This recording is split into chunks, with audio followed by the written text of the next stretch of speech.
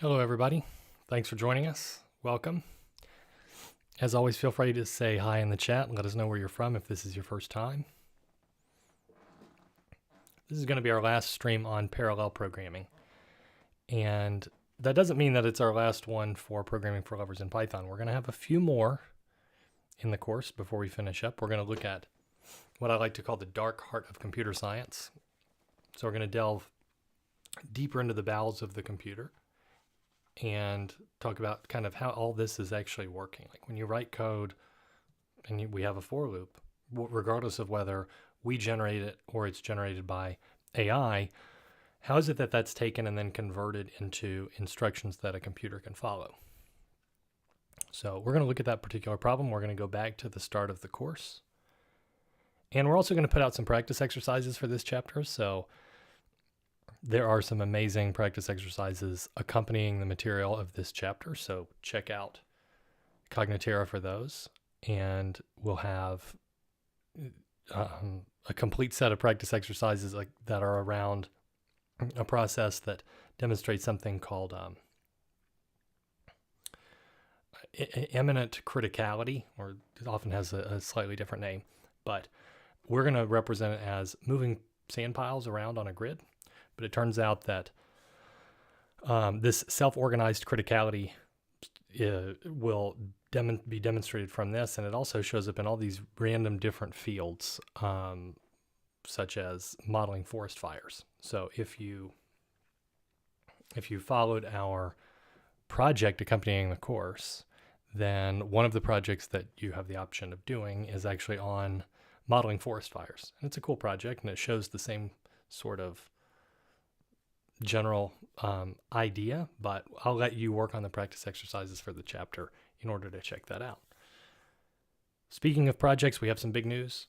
So we have a rerun of our part 1 projects. If you're interested in doing those are going to start on May 18th. And we're also going to have some projects accompanying part 2 of the course. So if you want to do a project on object-oriented or parallel programming, great. We have an option for that. But we also have some big news as of this week. And hopefully you're on our mailing list. So if you're on our mailing list, you got a message from me earlier to let you know that we're going to be running a mini course for our Philomath subscribers called the AI for Science Studio. It's going to be a short course. We'll probably have I think we're going to aim for about 4 sessions. And those sessions are going to show you how to quickly and accurately use artificial intelligence in order to build something real. So once you have a good foundation of a little bit of programming, then the next question becomes, how can we make bigger things? One of those directions is to do it as part of our project that the course features. But also we're going to have this mini course so that you'll see kind of best practices for how is it that you find a problem that you're interested in studying in the first place? How is it that we can go about best learning about this? And then how is it that we can take what we have learned, as well as best practices for prompting and working with the AI in order to build out a real project that's both accurate and fast. So if you're interested in this sort of direction, you have a little bit of experience with AI, but you want an opportunity to go a little bit deeper and maybe, produce something that can be part of a portfolio for you, this course is an opportunity for you to do that.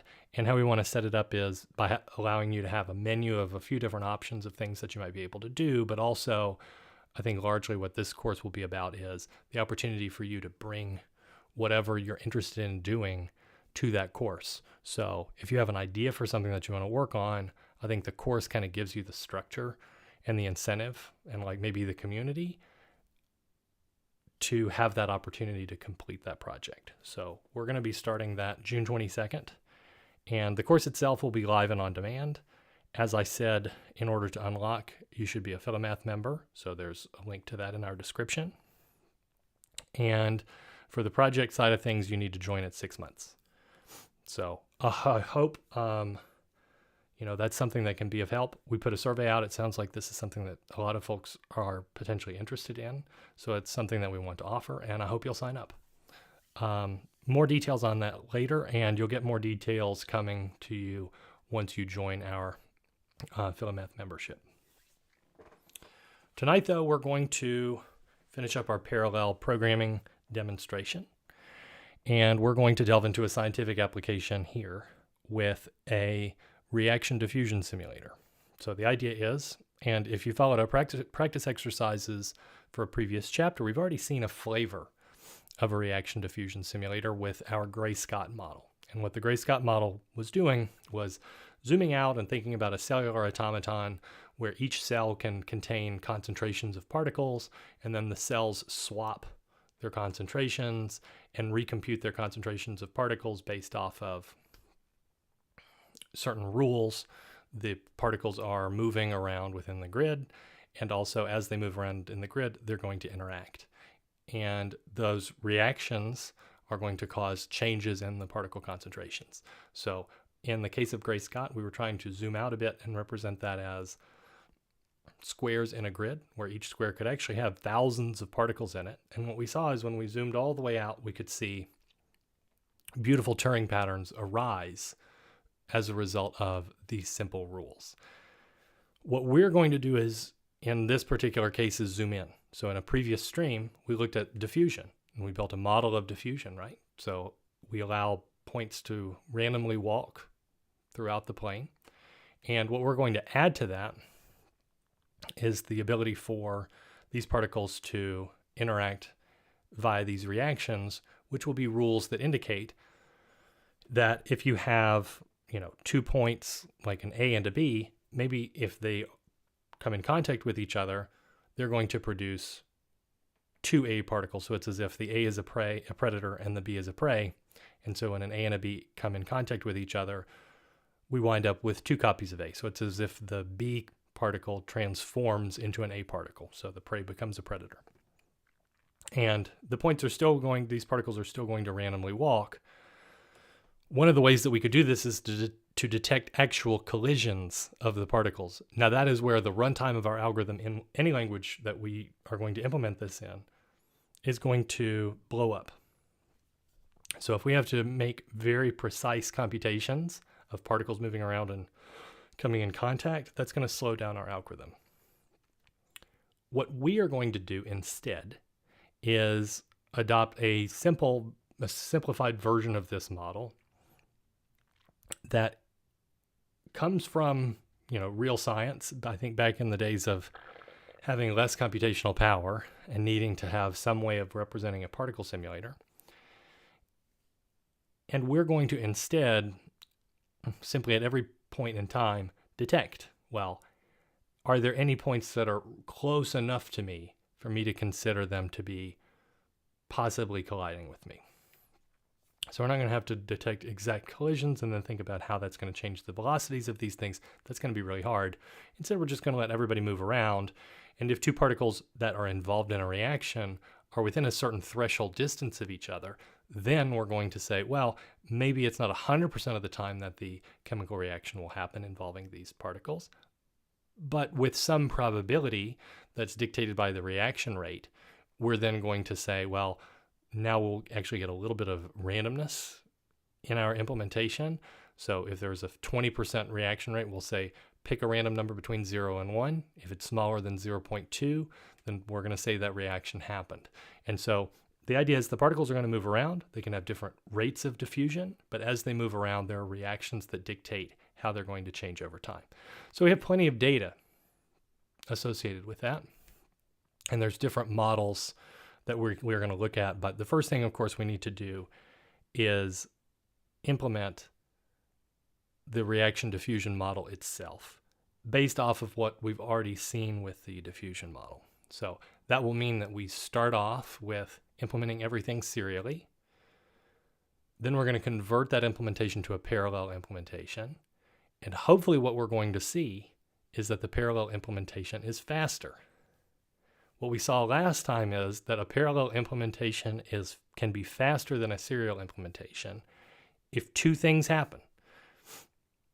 Anybody remember what those 2 things are that always have to happen for us to have, in a broad sense, a parallel implementation that's faster than a serial implementation?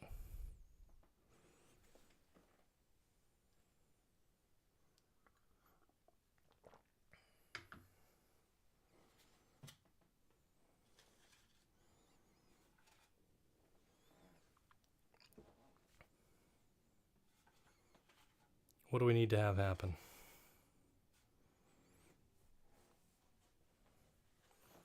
Well, each worker has to have enough work to do. That's good. Yes. So the way I'm going to say that is whatever our implementation is, whatever our algorithm is,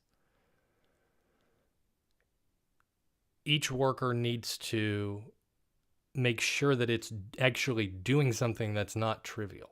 So in the case of diffusion, it was a little bit simplistic in that each point was just moving in a random direction, and that's all the workers were really in charge of. So if the workers are not actually doing anything particularly complicated, that's not going to help us very much. We're not going to see that the parallel implementation is faster because the parallel implementation always has this overhead, this additional runtime that's associated with it, that's involved in setting up all of these parallel processes, all of these workers. So if the workers aren't doing much, well, we can't expect that the parallel implementation will be faster. Krish says enough cores. That's reasonable. That's good. But even for something like diffusion, I don't think we were going to need a lot of cores before we ever saw something that was a speed up. I'm hopeful that we're going to get a speed up even on my 10-core machine here, though, tonight. So the other thing is we have to make sure that we're solving the problem at a sufficient scale. So in the case of Monte Carlo simulation, there was a lot to do because our number of trials was large. So even though what each individual worker was doing was not particularly complicated, the workers were in charge of doing a lot of things.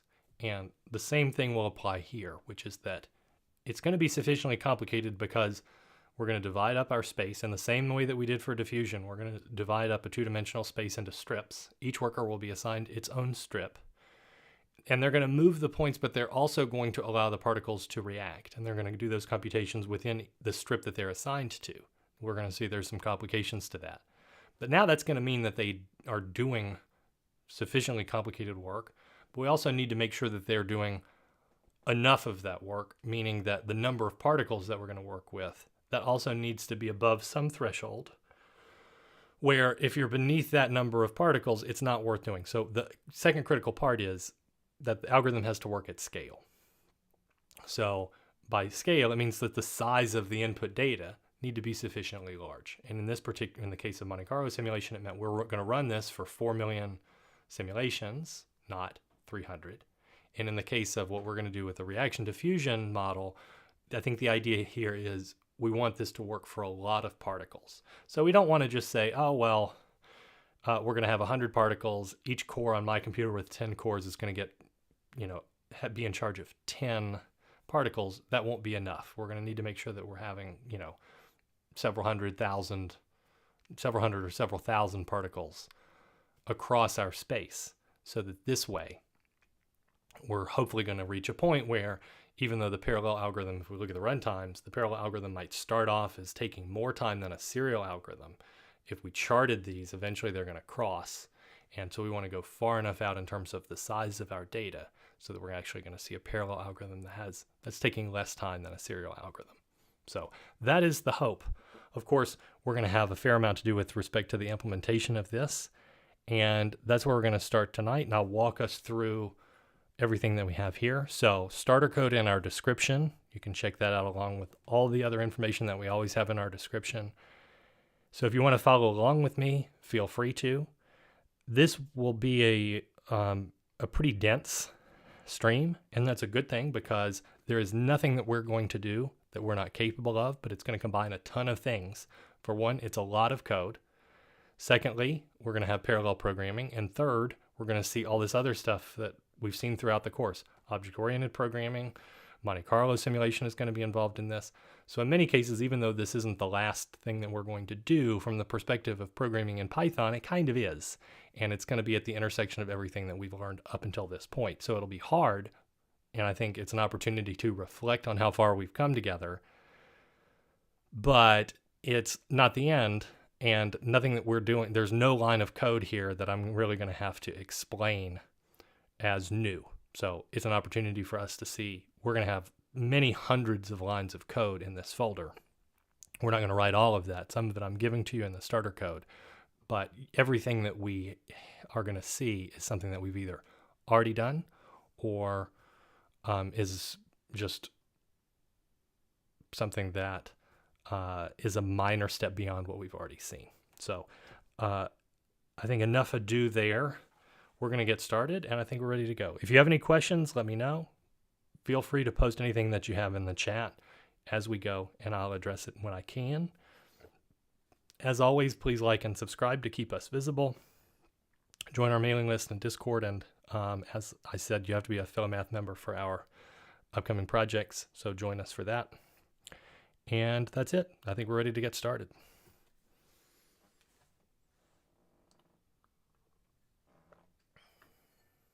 All right.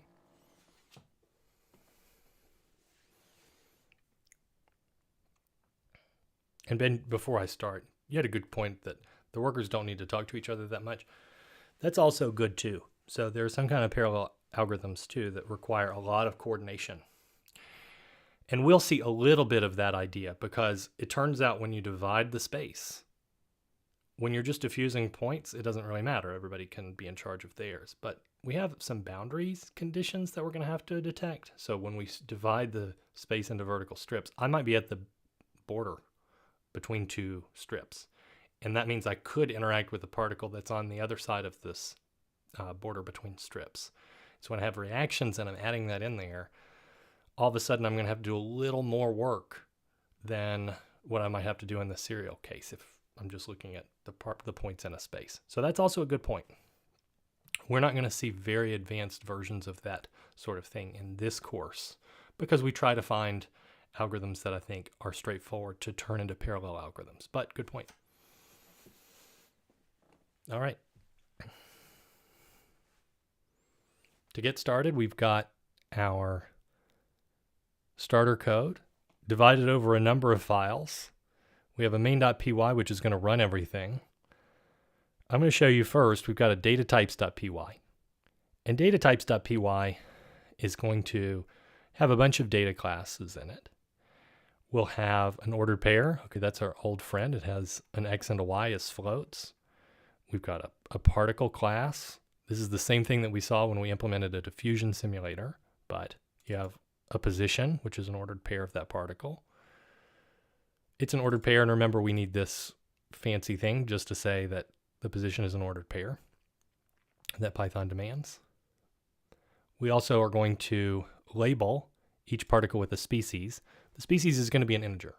So the idea is if we're representing 3 species in our simulation, we're going to have 0, 1, and 2 as the integer labels that get assigned to those species. So these are the labels of the particular types of particles that we have. So this categorizes it.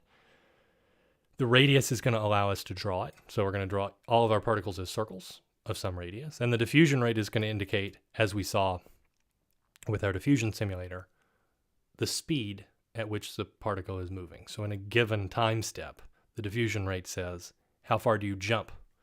And so if the default diffusion rate here is 1, that means we're going to make a step of unit length in any given step of our algorithm.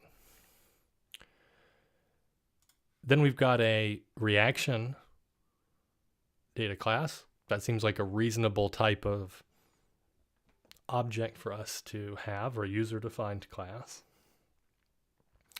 And there's one little thing that's new with this simulation because I wanted to show you a principle of object-oriented programming that's really important and that we haven't really, in our code-alongs, had an opportunity to present. That is the notion of inheritance. So we're going to have a reaction user-defined class, and it's going to have a rate of that reaction. Now, the rate of that reaction, in terms of how we're going to implement this, is going to correspond to a probability that if you have 2 points that are involved in the reaction, and they're within a threshold distance of each other, it gives us the likelihood with which that particular reaction is going to take place. The same thing might apply to, say, like a death reaction, where we're also going to have reactions of birth and death. So I have a particle, and maybe that particle produces offspring with some probability.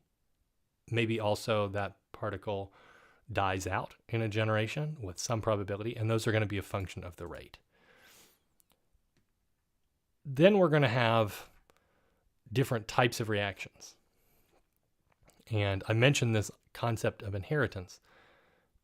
Each of these types of reactions that we're going to have, so we'll have a contact reaction, which involves two different particle types interacting and producing a product. Notice they're represented as integers because those are the labels that I'm assigning to species. So each species or each type of particle is labeled by a different integer. This will allow us, if we really wanted to, we could have simulations that have 50 different particle types. We're not going to work with any that have more than 5.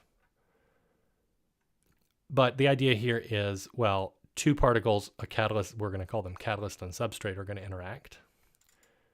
The product is going to be whatever the resulting thing is. So if I have a particle of species 0 and species 1 interact, maybe they produce they change the substrate into a product that is associated with species 0. So the idea here is particle 0 and particle 1 interact, and particle 1 gets replaced with a new particle having species equal to 0. But we also are going to have unary reactions. So these reactions also are inheriting the reaction rate. So when we see this, the idea is if it's a contact reaction or a unary reaction, it's still a reaction, so it will still get a rate attribute associated with it. But the unary reaction says, what is this starting species, and then what does it become? So this is like the possibility that I just spontaneously change from species 2 to species 1, for example. We also could have a birth reaction. So this is a reaction involving a certain species. So if species 3, for example, has a birth reaction associated with it, it's going to get a reaction rate because we're inheriting that attribute from the reaction class. And then after we have that reaction rate, we're also going to label, need to know what species that is, so that we're going to, with some probability produce offspring of that species. And then I mentioned we're going to have a death reaction as well. So the death reaction says, with respect to this removal rate, so if there is a 0.05 death rate behind the scenes, that means if I'm looking at this particular particle of this species, then there's a 5% chance that in this particular time step it's going to get removed. So this is nice because it means that we can think of all of these individual separate reactions as reactions, meaning they proceed at some rate, but they each need slightly different collections of attributes associated with them, and that allows us to differentiate them. This would be as if, we're making an early version of PowerPoint, and we go back to our example of shapes, where we had a rectangle and a circle, and we could define all different types of objects. But ultimately, they may all be shapes. So we could have a shape class, and then a rectangle or a circle or whatever could be instances of those with their own attributes. We have two more data types that we're going to look at. One is a reaction table. And the table itself, this looks like quite a lot. Part of the reason why is because we have all of this, lovely Pythonic field default factory just for us to be able to say, well, how many species are there in my simulation? The table is going to be a list that's a two-dimensional list of contact reactions. So the reaction table will represent this two-dimensional collection of contact reactions. And then we're going to say we also have the diffusion rates. So this is a list where, list of 0 corresponds to the diffusion rate of species 0 and so forth. The names are another list where the ith element of this corresponds to the name that we're going to associate with species I. That's reasonable. That's going to allow us to call these things, these particles, things like wolves and grass or whatever it is that we're going to name each of the species.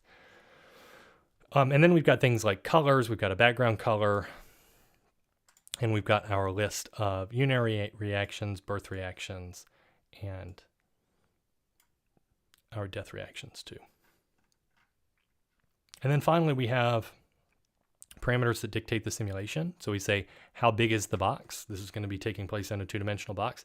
We're actually going to represent it as a torus in the same way that we represented this for the diffusion simulator. So if you fly off the top, you're going to fly in the bottom. If you fly across the right side, you're going to fly in on the left side. But we need to know how big to make that box. So this is going to indicate the size there. And we're going to say how many particles we start off with. The proximity interval in this particular case is going to say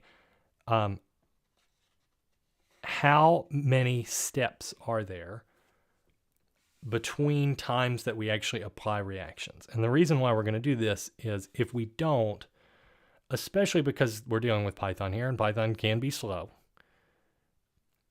but also because in any simulation, the diffusion is reasonably fast. We're just moving points around. But the reaction step, saying, are there any reactions worth doing? Well, if I take one additional step, presumably it's quite small, that's not going to change the collection of points that are near me very much. So we're going to allow ourselves to take a number of steps before I try to apply the chemical reactions, and that's what that's going to indicate.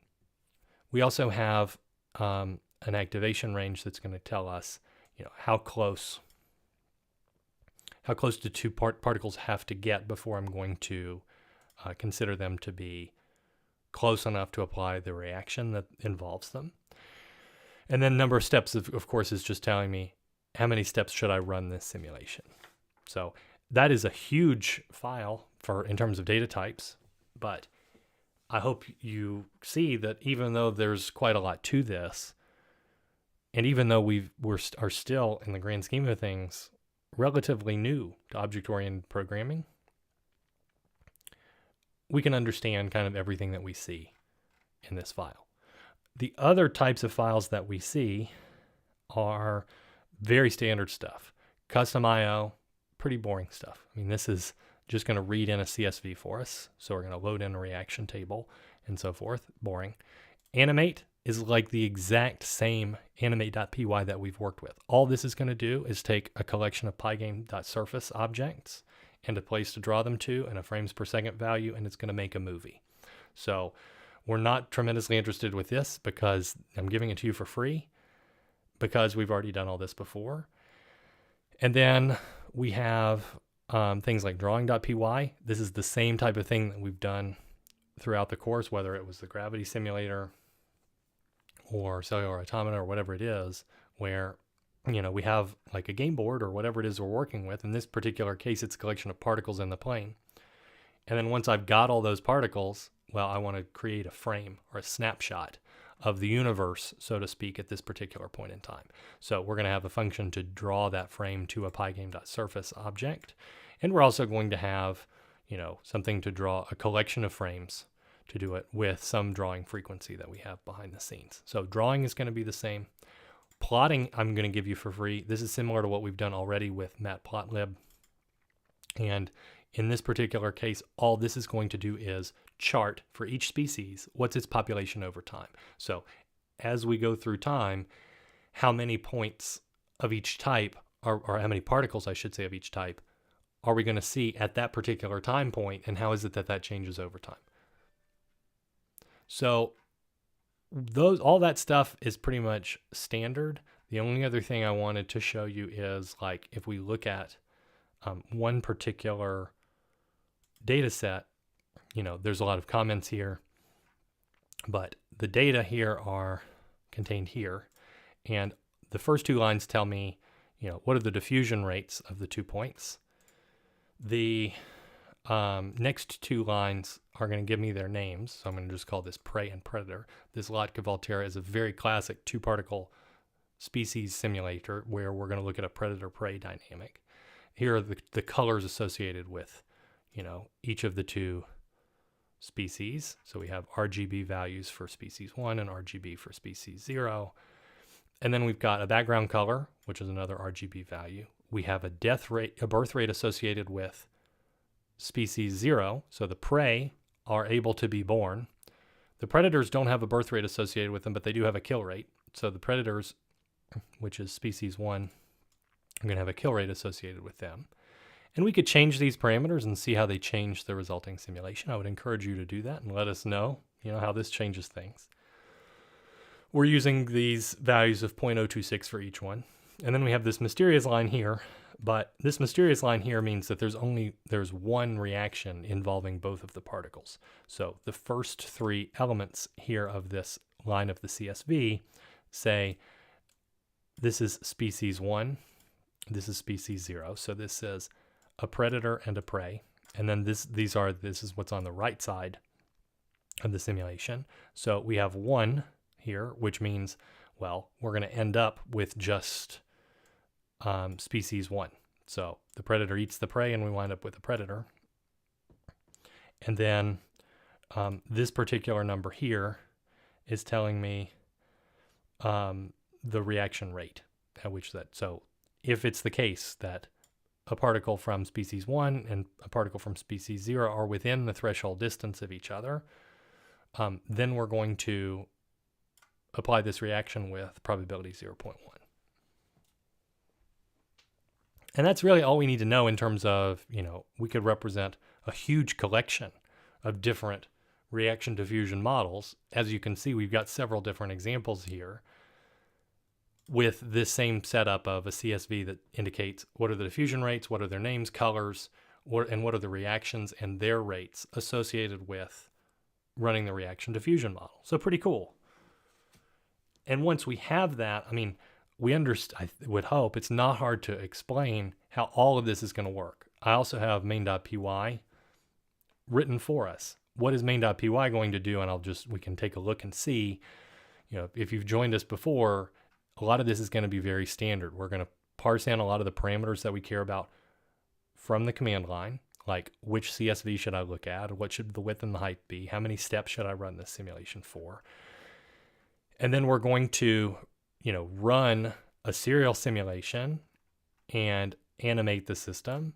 And then we're going to run a parallel simulation and we're going to animate the system. And then we're going to have a timing segment of our code that says, how long did the serial algorithm take? How long did the parallel algorithm take? What was the speed up that we obtained by taking the ratio between the two?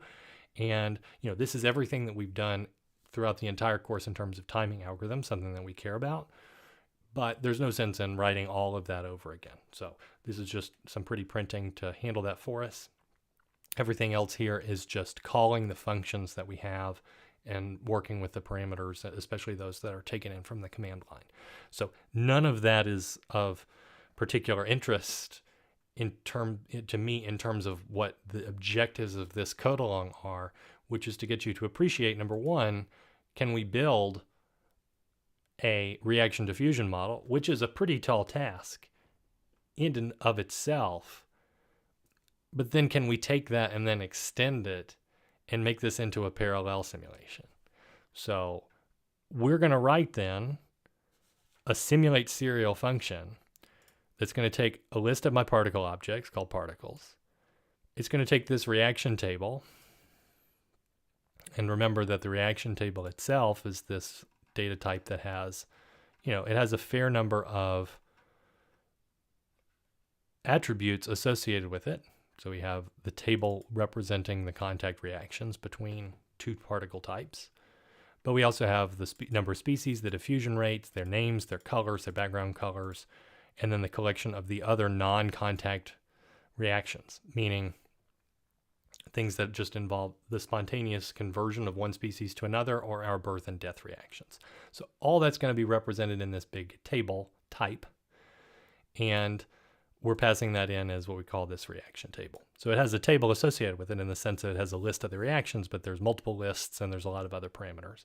And then we have another collection of simulation parameters that are these global simulation parameters that are affiliated with the simulation itself, which are how wide and tall should the box be, how close to two particles need to be in order for them to possibly interact, and then how many steps does each particle take before I recheck to see, is there anybody near me?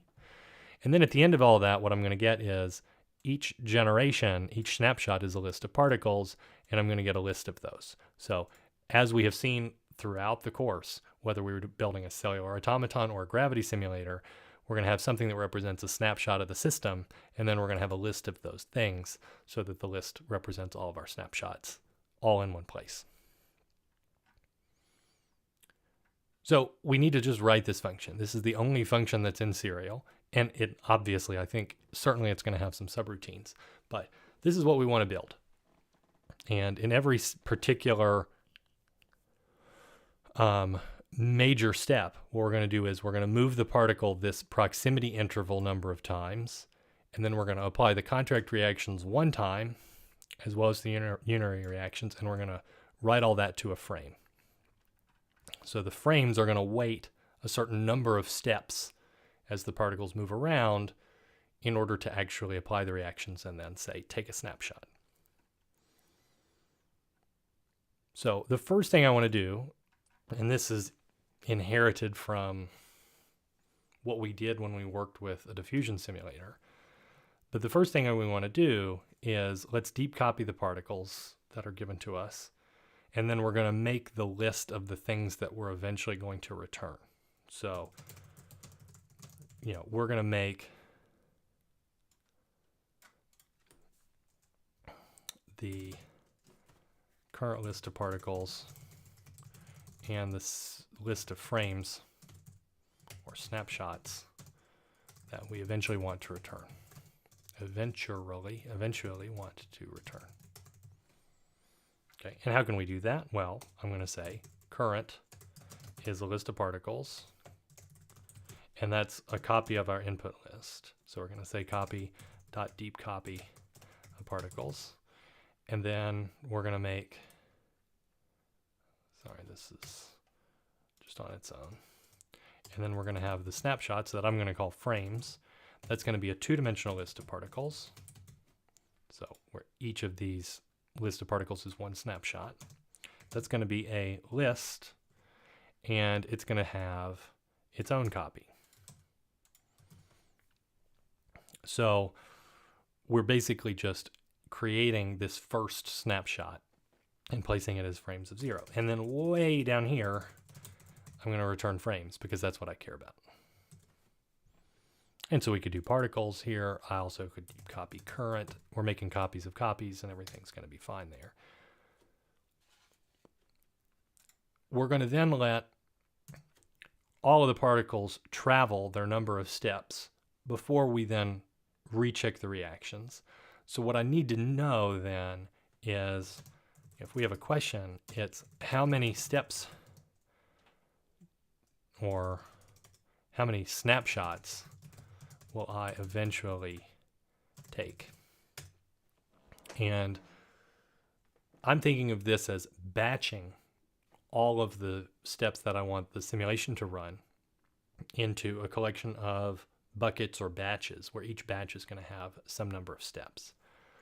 So I'm going to say, how many batches will I have?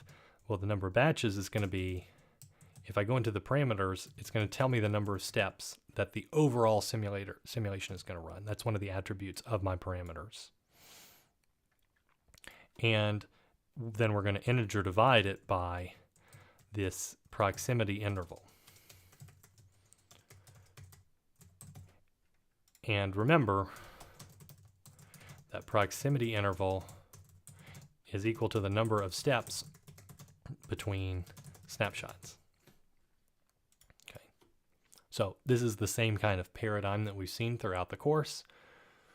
If you're taking some number of steps between something, well, you can integer divide the total number of steps by that thing, and it's going to tell you how many of the steps get assigned to each particular batch. Then we're going to have some left over, so I want to be careful. I want to make sure that I run this simulation for the appropriate number of steps. And so I want to say, after I do that, and this is an idea that we've seen in parallel programming, which is what's left over, it's always do the division, but then take the remainder, which we can apply with the percent operator. So we're going to say params.proximity interval there, and then we're going to have both of those things. Now I just range over all the batches. And once I do that, I'll apply Reaction-Diffusion to each one. So how many batches are there? That's going to indicate the number of steps that I take in the grand sense.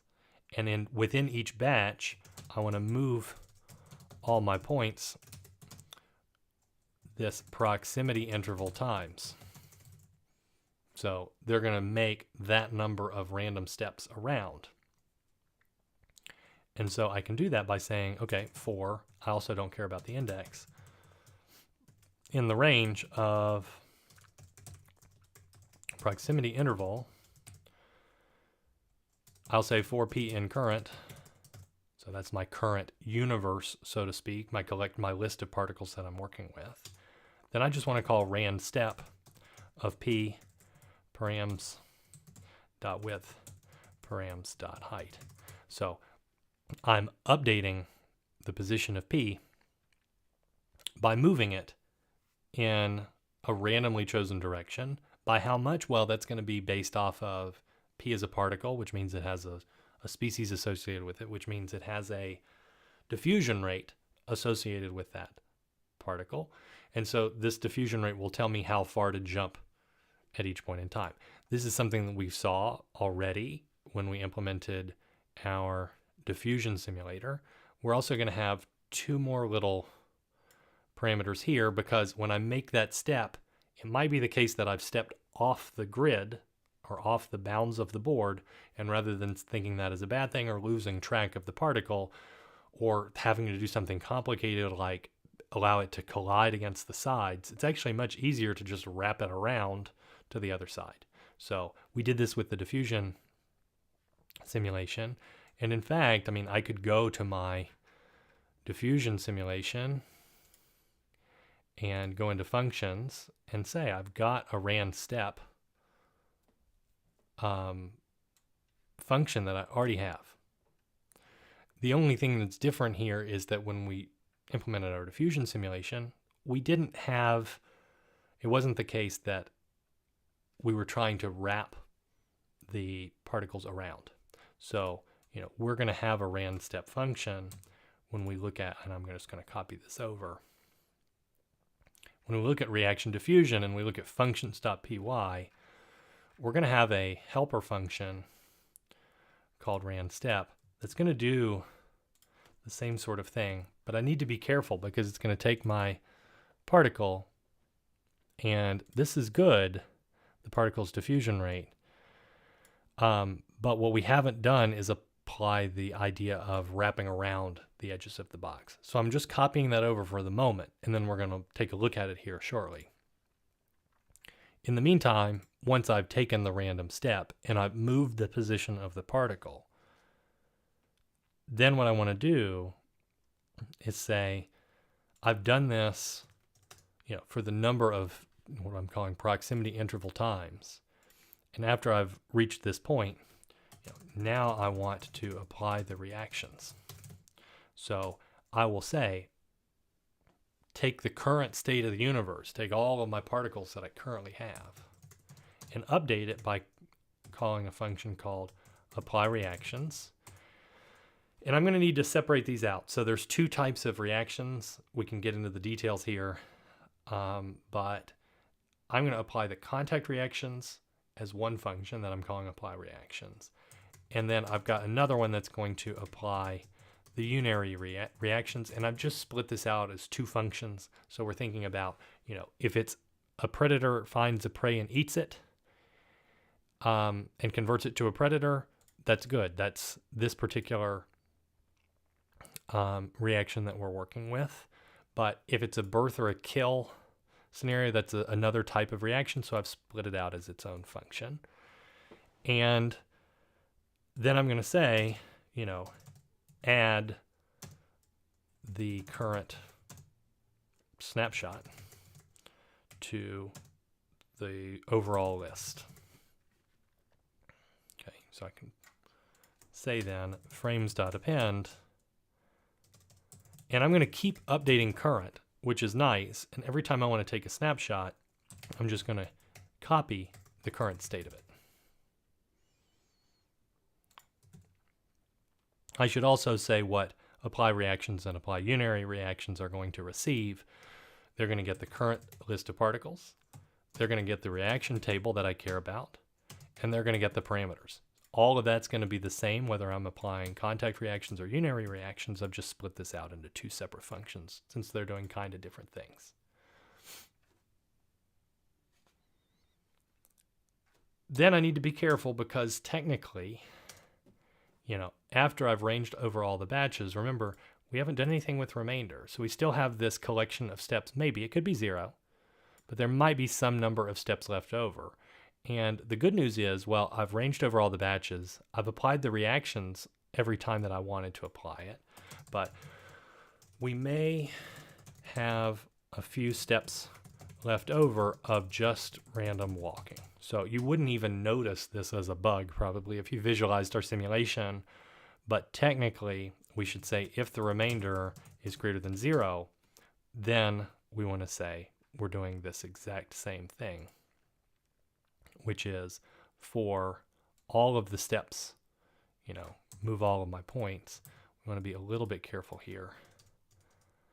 We're not moving proximity interval times, we're moving remainder times. So I'm going to range over the number of these remaining steps. And then for everybody in the current list of particles, I'm going to random step it. And so I'd call this same function that I have before.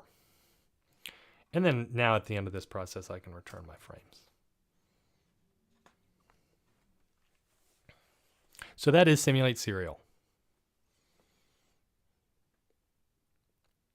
If you have questions, let me know.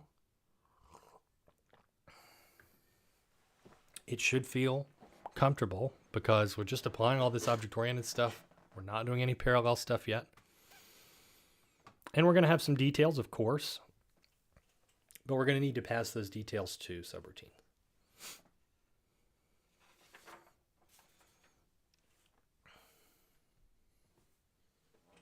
I have a bug. I have a literal bug.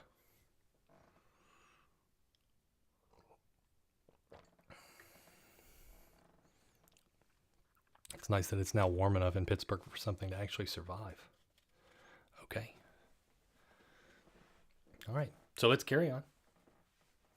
We're going to work with, rand step is a great function for us to write next. So in functions.py, we've already done this. The only difference is we also could wrap around. So the box is going to have a width and a height. We could wrap around the box to the left or right and wrap around it up or down. If you did the Gray Scott practice exercises, we gave you a little flavor of this. So we thought of a cellular automaton, but one where it's possible to go around horizontally or vertically around the board. And the trick here is, well, it's actually not too bad. So we will pick a random direction of travel. We'll pick our, and we'll say the X direction that we want to move. We saw this previously. Is take the step length that you're going to have and multiply it by the cosine of the angle. The change in Y is going to be how far you're moving times the sine of the angle. In this particular case, we have Reaction-Diffusion. I'm in the wrong folder. But in Reaction-Diffusion, and we look at data types, we still have a diffusion rate associated with the particle. So that hasn't changed. All well and good there. So when we look at the functions, this is very close to what we want. The only thing that's different here is, well, we then want to percent it by the width. And so instead of writing it in this way, I will say the x coordinate of the particle's position is going to be equal to its current value plus the contribution from moving it, which is this expression. But only after I do both of those things will I then say, yeah, but I might have gone off the board. And we're going to handle that by saying percent width. So the x coordinate is going to be related to the width. The y coordinate is going to be related to the height. So I'm going to do the same thing here. I'm going to say it's its current value in the y, in terms of the y coordinates. And then I'm going to add to that the contribution from moving it. And then as a result of that, I want to percent by height.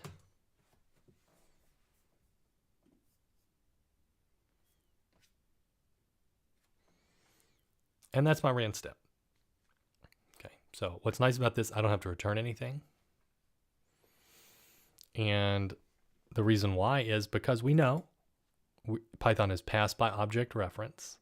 And that means if I pass an object into a user-defined instance of a user-defined class into a function, well, I get access to that thing.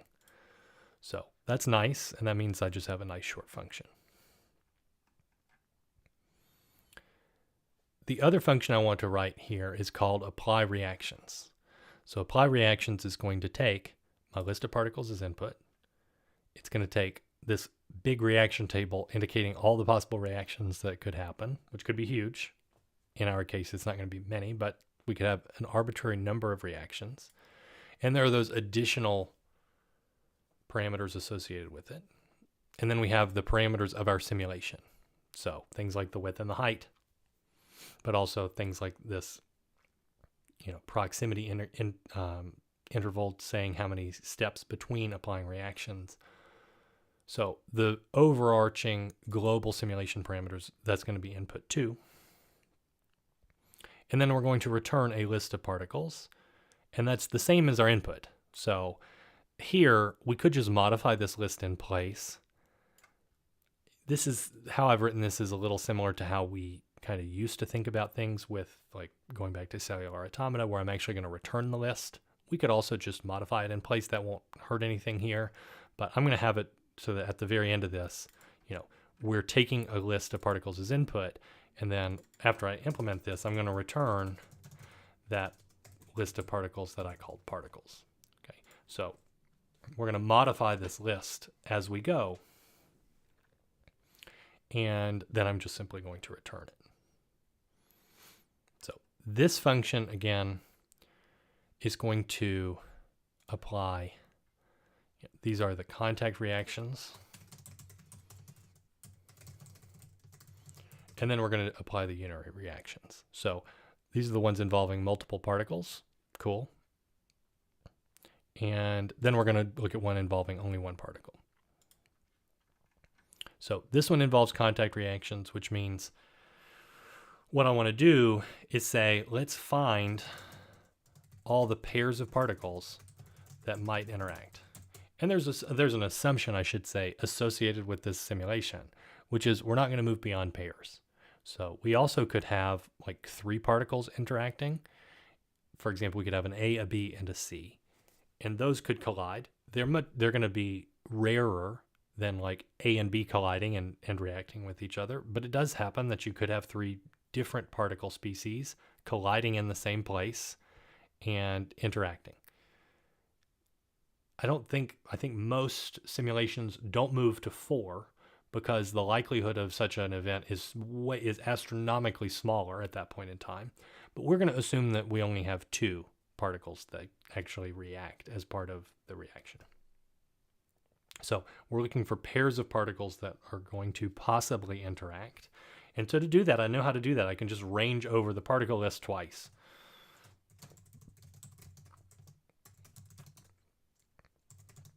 So I'll say for each possible substrate in the particles, and I can do this in either order. The substrate, remember, is the thing that's possibly changing. Then we're going to have for catalyst in the particles. That's the thing that's probably going to stay the same. So the substrate is like a B and the catalyst is an A, and maybe this is going to be A plus B goes to A plus C. So the A doesn't change. That's why we're calling it a catalyst. But the substrate might change. And what we want to say is if the catalyst is not the substrate.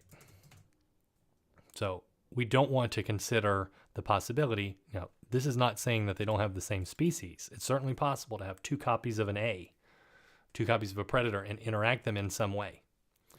So 2 copies of a predator somehow could come together, and then one of them transforms into something else. That's allowable. That's not what this is saying. This is just saying we don't want to do this if two particles are literally the same particle. That doesn't make sense. So, don't have a reaction with yourself. Okay, maybe that's good advice to live by just in general. But once we say this, then we're going to say, all right, we have to do two things. We have to say, is there a reaction involving these two? And then we have to say, are they close enough to actually react? And the question becomes, does it matter what the order is that I check those two things? So again, is there a reaction that involves these two particles, right? Meaning, for the species type associated with this particle and then the catalyst particle, when I look it up in the reaction table, do I see a reaction that involves those two particles? And then are they close enough, meaning are they within the threshold distance that we care about, which is one of the parameters of the overarching simulation that tells us, are they within the threshold distance? So I should say within the threshold distance to actually interact with each other.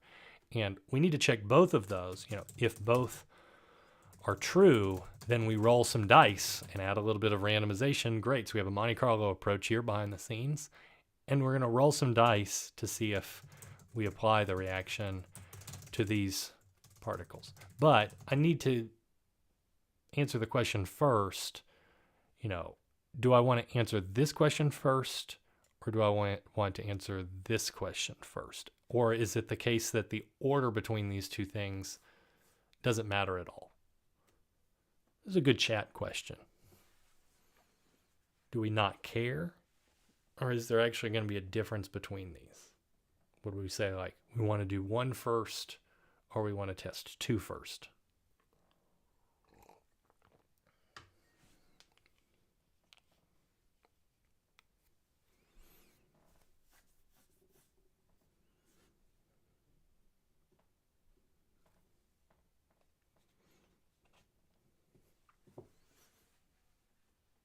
Someone's got an opinion, I know.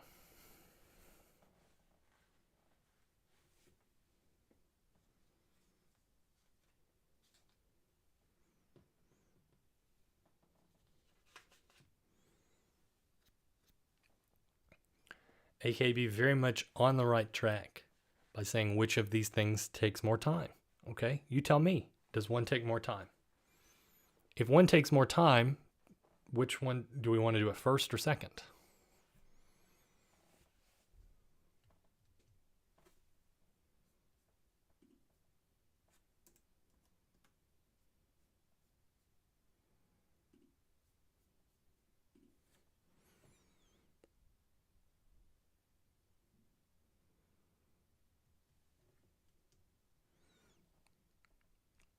Do the one that is computationally least expensive first. Good, Ben, good. And then the question becomes, well, is there one that's more expensive computationally than the others? Certainly, we don't want to roll the dice to apply the reaction unless both are true, right? So we want to check both of these things first.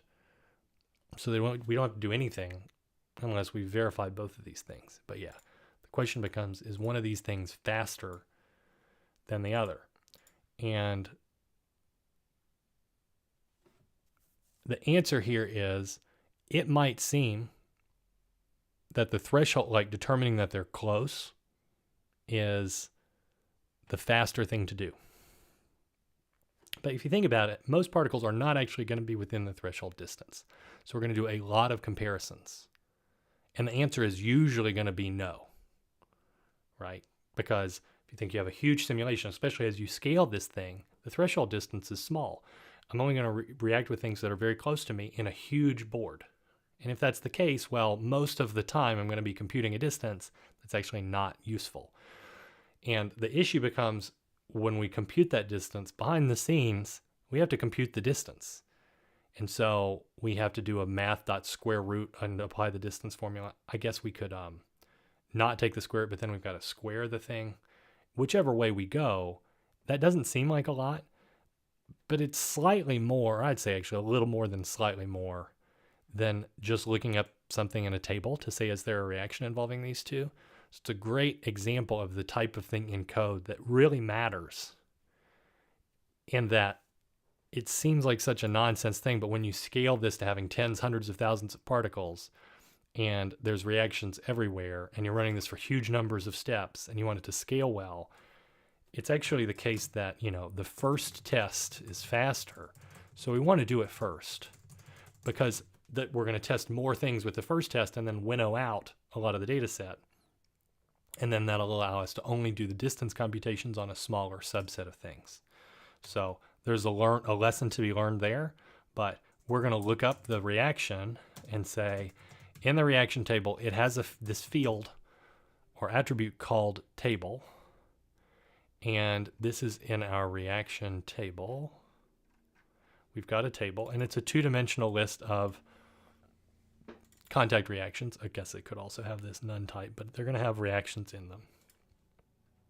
And so we're going to look up that in that table. And in that particular table, I'm going to say, is it the case that when we look this up and we say the table is going to represent the species, which is just an integer associated with the catalyst. So this could be 0, 1, 2, 3, 4, 5, 6, a million. And then we're going to look up the value in this table associated with the substrates species. So it's a two-dimensional list of elements indexed with integers. Good. And then when we get that reaction, it may or may not be none. So if reaction is not none, so at this point in time, now we know that there is a reaction involving them. And that's a very quick check because it's just a lookup in a two-dimensional list. If we know that there's a reaction involving them, now we check to see if they're close.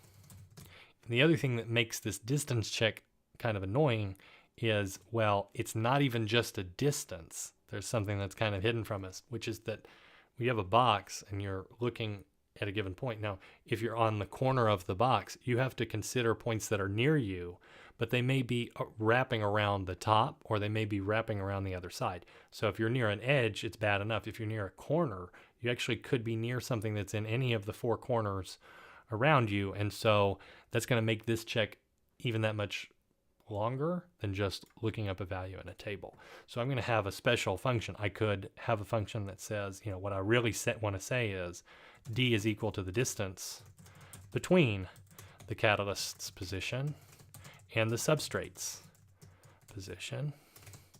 And then I say, is it the case that d is within the threshold? And we call that activation range. It's a global parameter associated with the field. So we have this params, collection of parameters associated with the simulation. And then we'll say, they are within the threshold. And so here is the point now where we can say, both of these things are true. And so we roll these, the dice behind the scenes. I mean, here's the tiny piece of the algorithm that's actually Monte Carlo. And I know how to do that. This goes back to the foundations of the class, right? We can say, generate some random number between 0 and 1, and we can get that with random.random, okay? And then if that number is less than the reaction rate, so this reaction rate is just a probability, and if that happens to be true, then I need to say the substrate species gets updated to whatever the product is of the reaction. Okay, so substrate.species, excuse me. And in this particular case, it's also reaction.rate. Okay, so that's the rate of our reaction, indicating the probability of this reaction happening. So if this is 0.1, well, even after we've checked both of these things to see there is a reaction, we're within the threshold distance.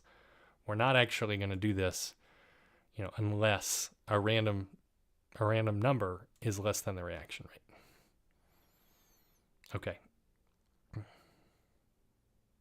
So we finally get to update the species.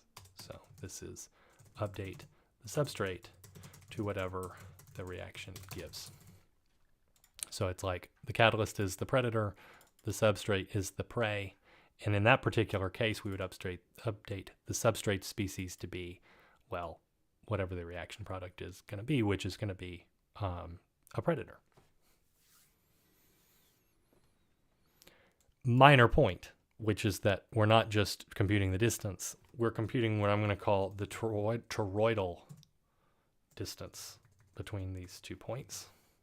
And that's going to allow us to look over the edge of the board to say, I might not be close in a global sense, but if I'm allowing myself to wrap around the board, I'm actually close. And that's where this is definitely going to be slower than just our reaction table lookup. And then we'll, of course, return the particles. And that's this function written.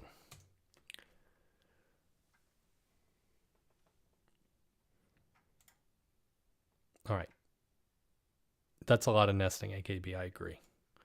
But I think this is an example of, could there probably is a subroutine here. I mean, there's always a subroutine. But this doesn't bother me for whatever reason, even though this is just we're inside of a function. We have a double nested for loop. Then we're inside of an if statement. So that's 3. And then we're making sure that the reaction is valid. That's 4. And then we do this. I mean, I could, I guess, tighten this with then saying, and this thing is less than or equal to that. But I mean, that would be utterly hideous. So let's not do that. And we're just going to acknowledge that, you know, sometimes nesting is okay. Like we can be never nesters and try to have subroutines, but yeah, the and here is going to be a complete nightmare. So I don't want to do that. And it's nicer to just have a little temporary variable here. That's not costing me anything. Okay. So we've nearly done our serial implementation of a reaction diffusion simulator that could take any 2 particle, or not 2 particle, could be n particle, but where the reactions only involve 2 particles. And we can run this for anything in the world. We still have to write our apply unary reactions function too. So apply unary reactions involves these reactions that are contact free, meaning some particles die, some particles are born, some particles change from one type to another, or one species to another. And I will just produce that as, you know, we're going to separate this out as 3 separate processes. We could call a subroutine here too. It's probably a good idea. They're all going to be relatively short though, which is that, you know, there's going to be a dice roll associated with death, spontaneous conversion, and birth. You could rearrange the order of these. They're going to make very slight changes to things, but I'm not tremendously worried about the order that I consider these in. They're taking the same inputs. So they're taking my particle list, they're taking the reaction table and the simulation parameters, and then I'm going to return a list of particles. In this particular case, I very much want to return a new list. And the reason why is, well, some of my particles are going to die out. Other particles are going to be born. So this list of particles that I'm going to work with, I guess I could change the underlying list. I'm not going to. It's going to be easier for me to just make a new list of particles and return that. So let's create 2 lists that will be useful. One for the survivors and one for births. So like newly born particles. So I'm going to say survivors is equal to a list of particles. And it's empty to begin with. And the births are going to be the same. An empty list. And at the end of this, I'm going to return the combination of them together. And we've seen this before. If I have 2 lists, I can combine them nicely in Python and quickly with just a plus concatenation. So I'm going to return the concatenation of the 2.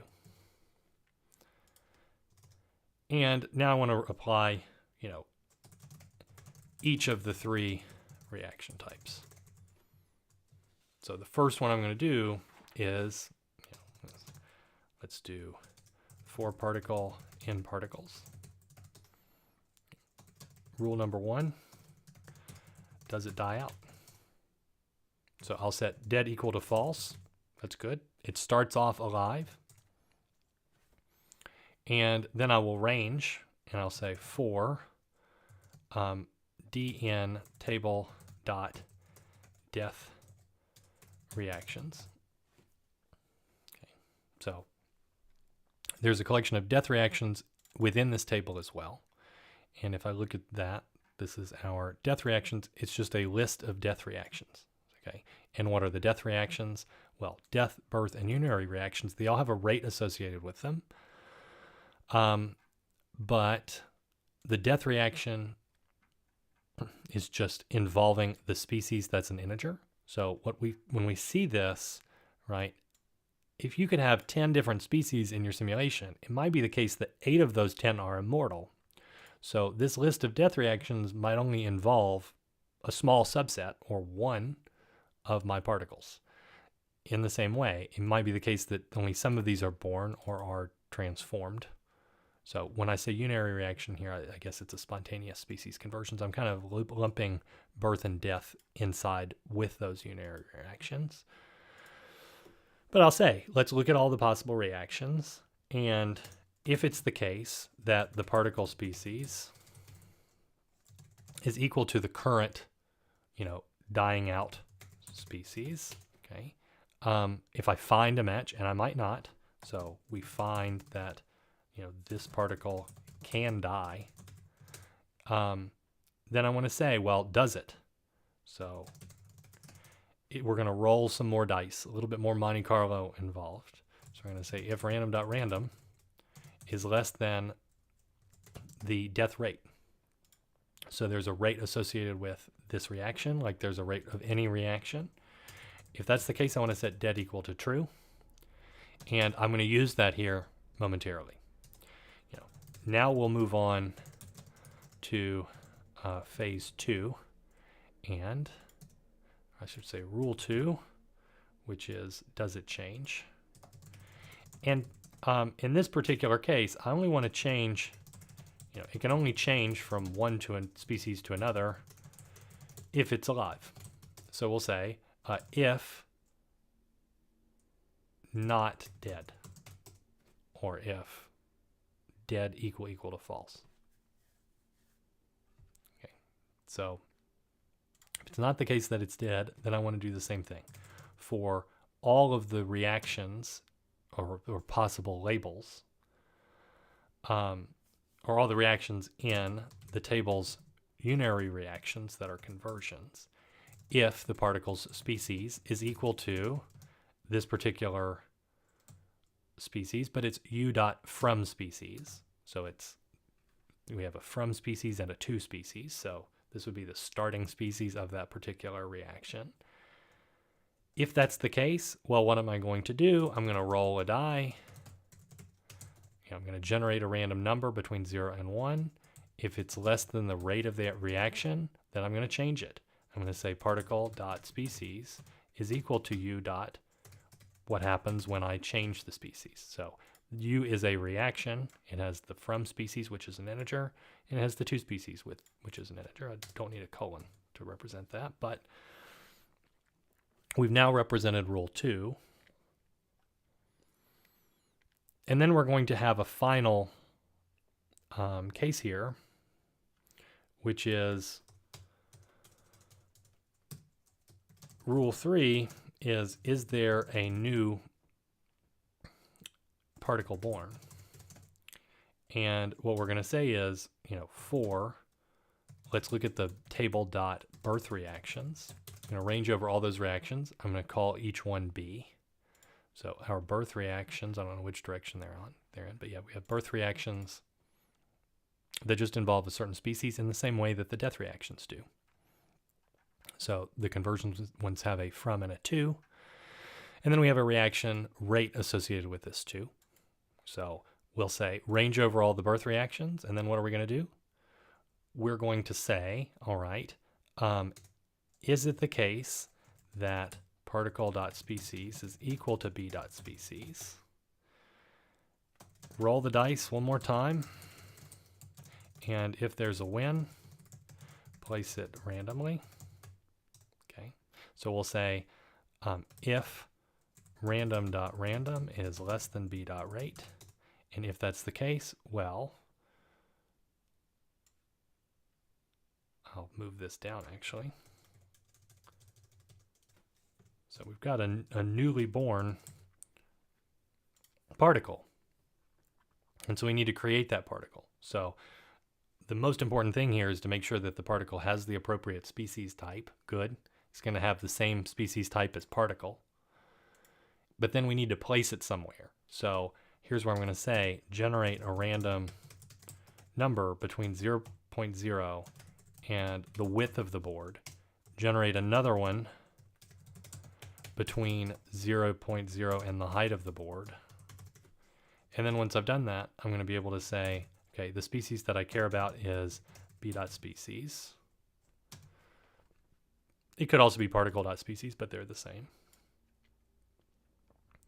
And then I'm going to say, you know, what I'm doing this into is births.append. I'm creating a new particle. And here's where I'm giving it this x. Okay. And I'm giving it this y. So I'm going to try this. Oh no. What did I do? I guess that goes to the end. All right. Okay, y is that. And then the species is going to be b.species. And then there's other things that the particle needs. So the particle needs, because it's a particle, it's got its position, it's got its species, and it's got its radius, but we also need its diffusion rate. So the final thing I will say is that the diffusion rate is equal to the diffusion rate of the particle. And I think we have a radius too. Yeah, we have a radius too. Okay, so we've got a radius is equal to particle.radius. And let's be consistent here. This is particle.species. So this is not quite right because this is position equals an ordered pair of this, and I'm kind of violating my own rule of doing something that's hideous, but it's an ordered pair involving this x value and this y value. Let's see if that might make it a little better. At least everything's aligned. Okay, so the position is the ordered pair involving this x and y, the species is this, the radius is this, and this is the diffusion rate. And that's about as pretty as I can make it. Hopefully I don't have any like indentation issues with Python, but fortunately we're through all that. And then if that thing, you know, isn't dead, so if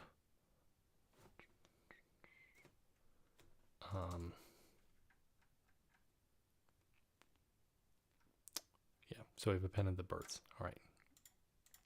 So then at the end of this process, we're still ranging over all of the particles. And then, you know, at this point in time, if the particle has survived all this, then we want to add it to the survivors. And I will say, if not dead, survivors.append particle. Okay, so we've got our births, we've got our survivors appending, and there's a minor little quirk, which is that technically the way I've written this, the particle could be dead. So I guess I should say and not dead. That might be one way of fixing it here.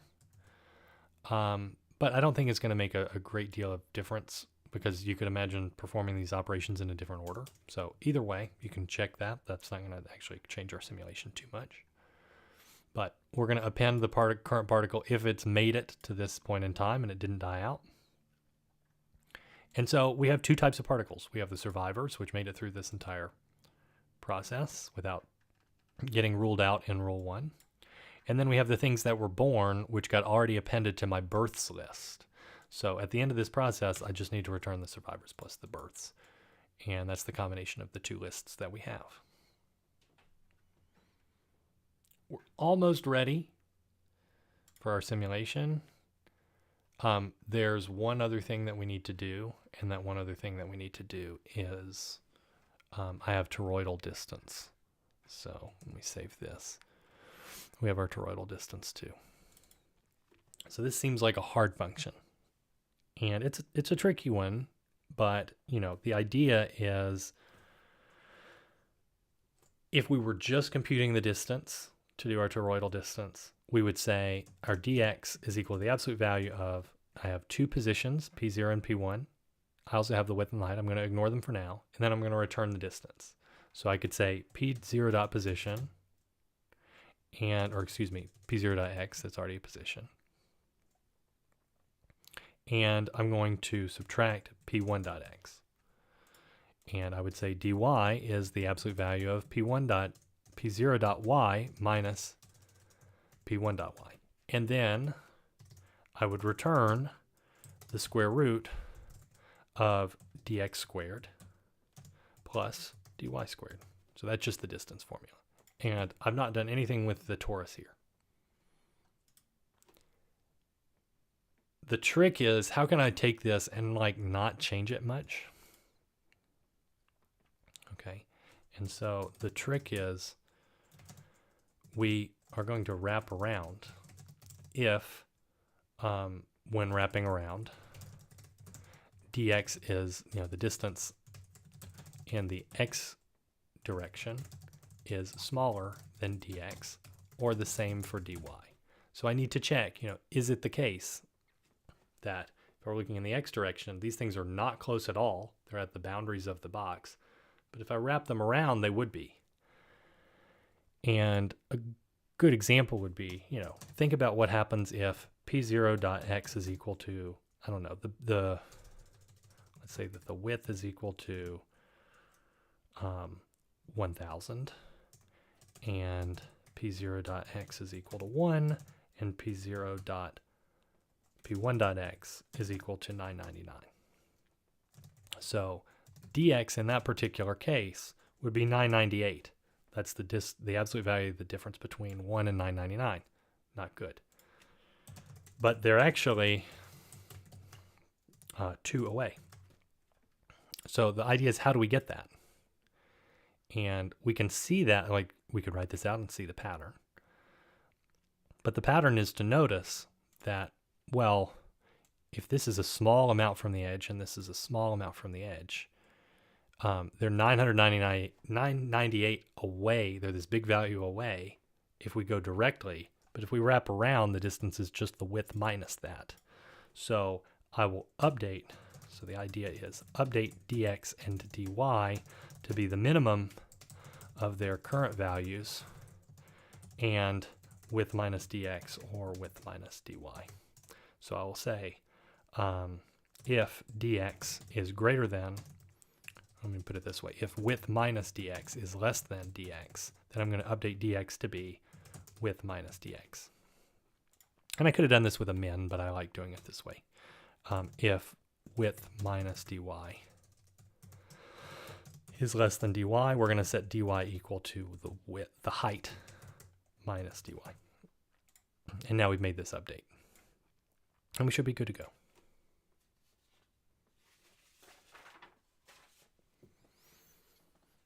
All right. Now I could simulate this now. What I have written in main kind of assumes that we've implemented it in parallel, so I'm not going to do that. And what's the fun part about this? It's that we can see that both of the simulations hopefully wind up the same.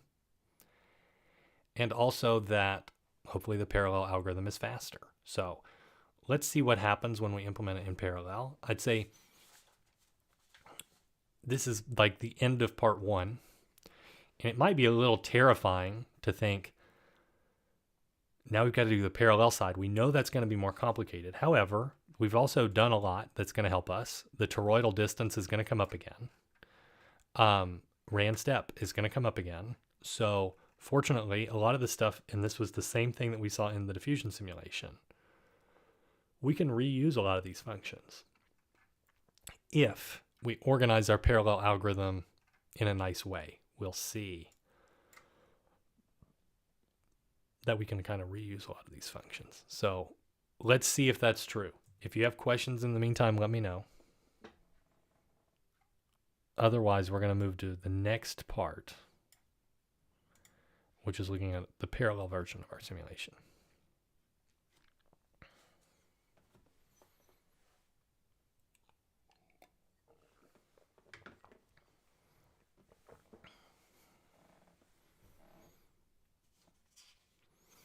And as I said, the Pittsburgh Marathon was this weekend. This is going to be a little bit of a marathon, and that's okay. It's not going to be forever. But this is our most ambitious project to complete, even with a lot of starter code that's given for free. All right, let's do it. Again, if you've got any questions as we go, let me know. Otherwise, I'm going to implement parallel.py. Right.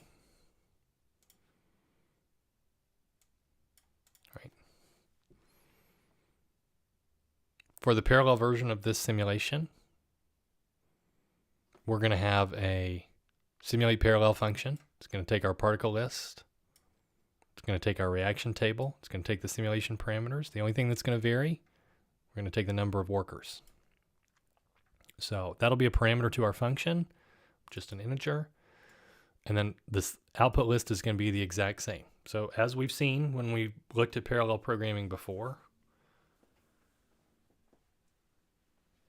this function should look exactly like our serial function. It probably should just have this number of workers parameter associated with it. So we will write this function. The start of the function is going to be the same. I'm just going to get some code from serial. I'm going to point out, the start of this is going to be the same. What we're eventually going to return is all those snapshots of the system. And in the meantime, we're also going to have the number of batches. So I'm going to do this just a little bit at a time. How many snapshots am I eventually going to take? The number of batches is going to tell me that. I'm also going to have a remainder. So that will be the same. I'm always careful with copying over code, but showing you that this is all the same here. What will change is, let's make our workers. And what we've seen before is you can generate workers every step. But for something like what we're doing here, which is Reaction-Diffusion model, making a collection of workers every step of the way is going to create a huge amount of overhead. And so we can get around this in multiprocessing with Python by saying, well, we want a worker pool. So we're going to make the workers one time, and then those workers will persist and be able to work on this over a period of time. So I'll say, I'm going to call that pool. I'm going to, access this method or this function from the multiprocessing module called pool. And all it takes is the number of workers you want. So it creates numprox workers. So far, so good. And then again, we divide into batches.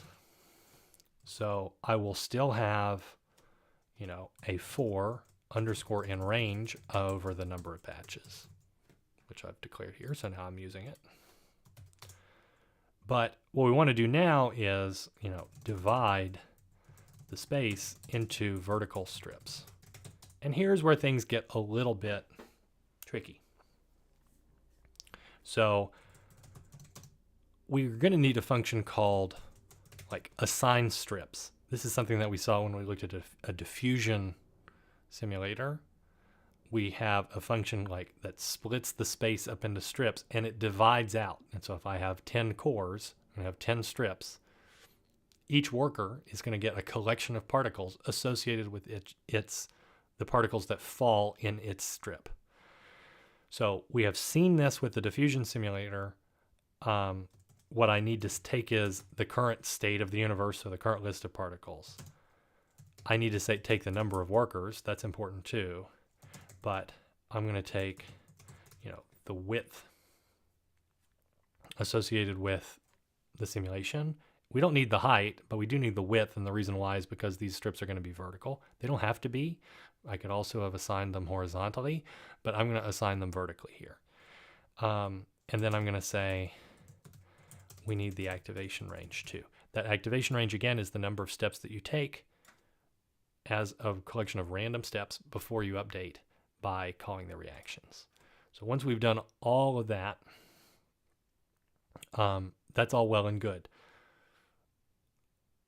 The problem becomes there's one other thing that we need to keep in mind, which is when you assign these strips, each strip also needs a collection of points. So there's a key tricky point. Each strip, so each worker needs to know the collection of points that fall in its strip, but it needs to know something else. It needs to know the collection of particles that are close enough to its strip to maybe be involved in a reaction. Okay. So imagine that we're working with cellular automata and we divide up the board into strips there. Well, each point that's on the boundary or the border between two of our strips, it also needs to know, what is the value of the cells one step away from me on the other side of the border. And this is a common idea in parallel programming, and it's called, or the concept here is called a halo. So I can divide my space up into strips, but there's a halo around it, which is this region, like neutral zone region, so to speak, where each worker also needs to be able to see outside, to see across the fence into a neighboring region, and to be able to have access to that. So each worker is also going to need what I call a halo, which is its own list of particles. And I'm going to call this function assign strips with halos. So we'll get the collection of particles in the strip, but also the collection of particles that kind of are near enough to the strip to also possibly be relevant. It might not be the case that this point is near anything that could react with, but we need to make sure that we track it so that we know that. Next, what we saw is, we create a list of all the arguments that are passed as inputs to each worker. And those go into the pool. So each worker needs to know, hey, what are the parameters that I'm getting? And the worker args, as we saw in the case of diffusion, always starts off as a list of tuples, and it's empty. Then we're going to say, let's go through and give it and actually produce what these parameters are. So as I range over the number of workers, I'm going to say worker args.append, and here's where we're going to say, all right, what this worker needs to have access to is strips of I. That's the particles that landed in its sector, in its strip. It needs halos of I. So each of these is a list of particles. So this is the one associated with the ith worker. And it needs to know the reaction table. It needs to know the parameters. And it also needs to know, I guess it could infer this, but it needs to know the proximity interval.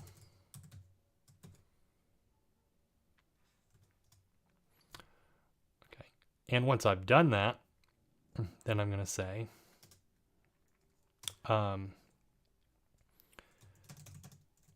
we're going to call the critical function, and that critical function is StarMap.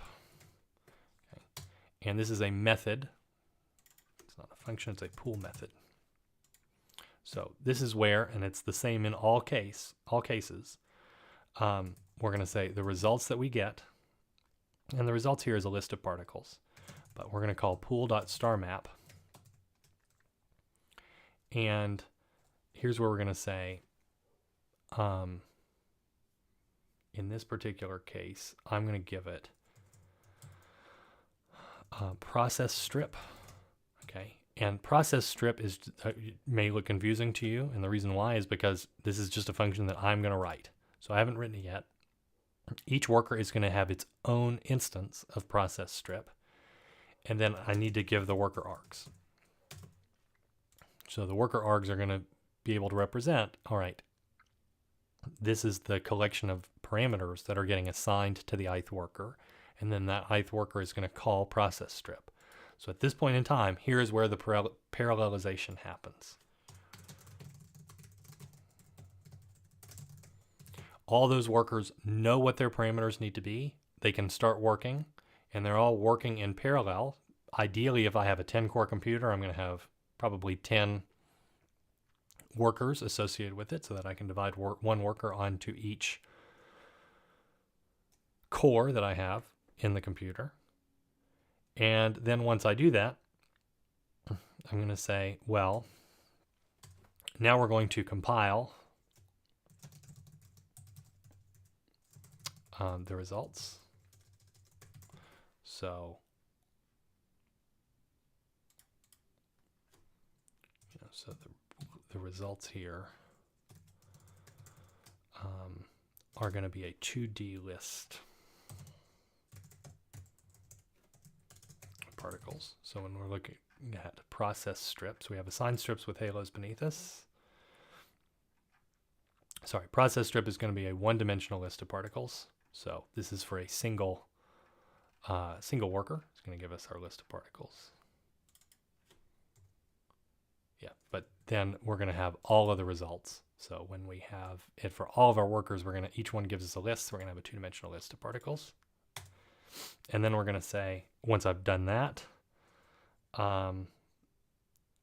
current is going to be equal to an empty list. And then I'm going to arrange for every particular strip in the results. I'm going to extend it by strip. So strip here is a one-dimensional list of particles. Okay, so results is this list. Each element in it is a one-dimensional list of particles. And then I'm going to extend the final list by strip. Ooh, that sneeze was a long time coming. All right. Once I've done that, then I'm going to append current to frames. So at this point in time, current is set. So it is all the particles in our snapshot. And I can append it. There is one more thing that we want to do, which is at the end of this whole process, fire all the workers. So we'll say pool.close and pool.join. And these two together kind of do the termination of the workers as well as making sure that everything gets cleaned up on the memory side.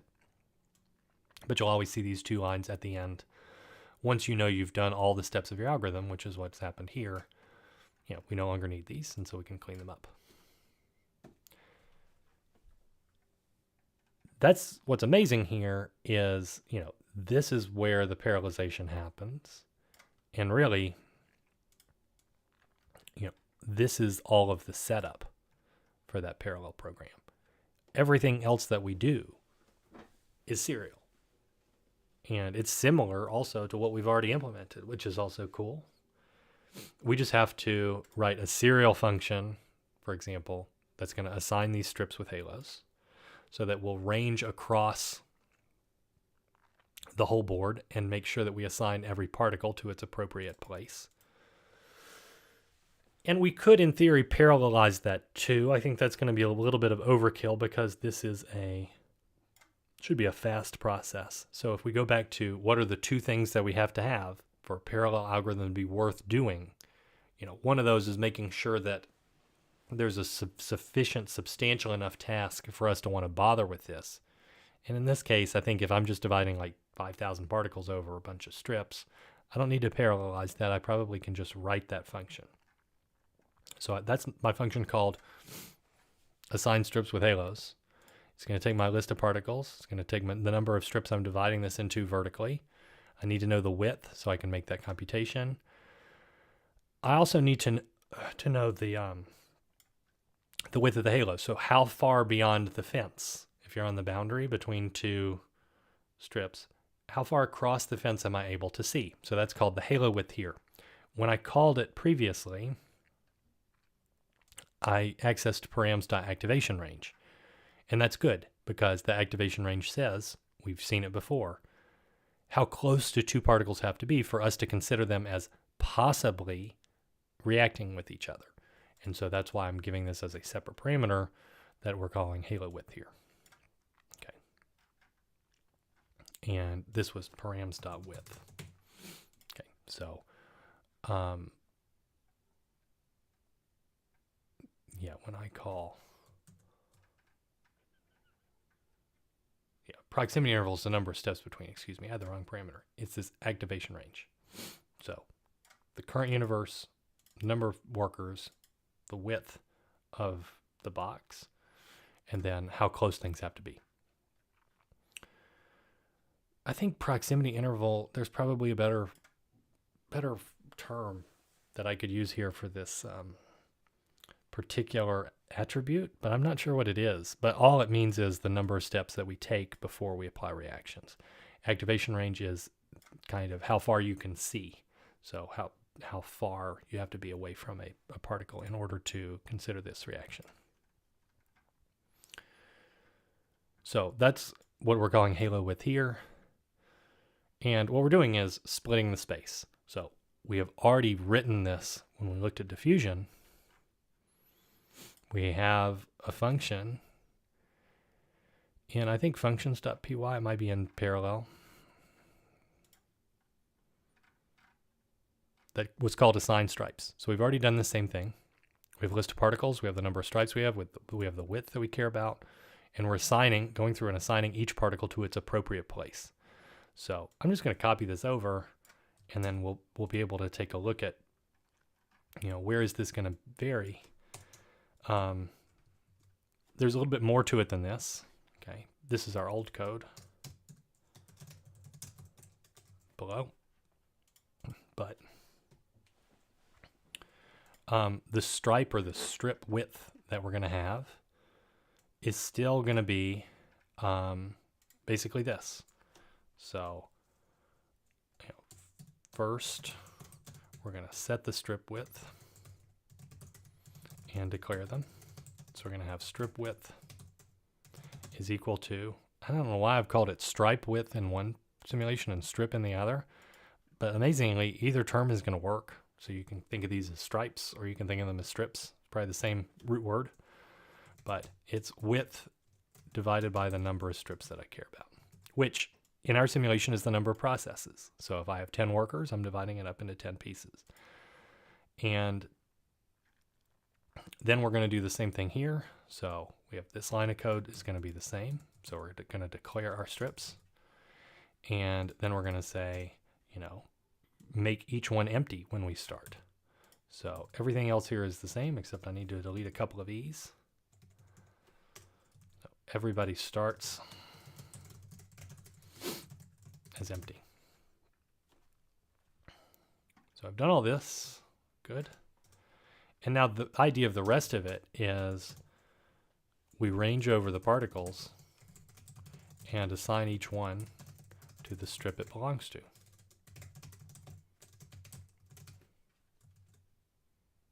Okay. So we know that we're going to need a line of code that says 4p in, it's not going to be a comment, 4p in particles. And we do the same thing. So we say the index that I care about, the place it's going to land, is equal to what happens when you divide its position by the width that you care about. So this also is inherited from the diffusion simulation. Again, just removing a couple of these. And once I've done that, everything here is fine, except there's kind of, one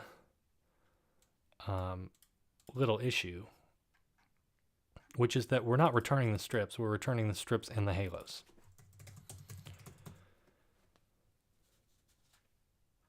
And so as a result, and there's also one like very minor concern, I suppose, which is that as a result of this, it could be that the point has, or the particle has walked off the board and is no longer, but it has not been wrapped. Okay. And if that's the case, I do want to make sure that I handle it. So I'm going to say if the current index is bigger than the number of strips, that would be bad, okay, because that's outside of the range of the board. And I'm just going to set its index equal to numstrips minus 1. And on the other hand, if the index is less than 0, I'm going to set it equal to 0. And these two lines, are not going to cost us anything, but they could save us quite a bit. And now I can say assign the current particle to its appropriate strip. Now, all that is good. So the only problem is we now need to build each strip's halo. So there's a whole separate part of this, which are the particles that could possibly be used in a reaction in a neighboring strip. And this is just kind of classic clunky ranging, which is, what are the halos? Okay, the halos are an empty list. That's a two-dimensional list of particles. Remember, we're going to have n strips, or number of worker strips. We're going to have number of workers halos. So we have the same type of declaration here. And we're going to have the same sort of idea here, which is that every halo is going to start off as empty. So we're going to range over the number of strips, and then we're going to say halos.append an empty list. So that's going to be the same. But now we'll say, let's range over all the strips and determine the particles belonging to its halo. So I'll say for I in range of num strips. And I'll say what's the smallest x value and what's the largest x value. So what range of x values are possible in this strip. This is just a little bit of algebra, so it's terrifying. And we say that the smallest value is equal to I times the strip width. And the highest value is I plus 1 times the strip width. So this idea of I times the width and I plus 1 times the width has come up in yet another context. We've seen it throughout our chapter on parallel algorithms, and we're seeing it here again. So those are the range of possible values.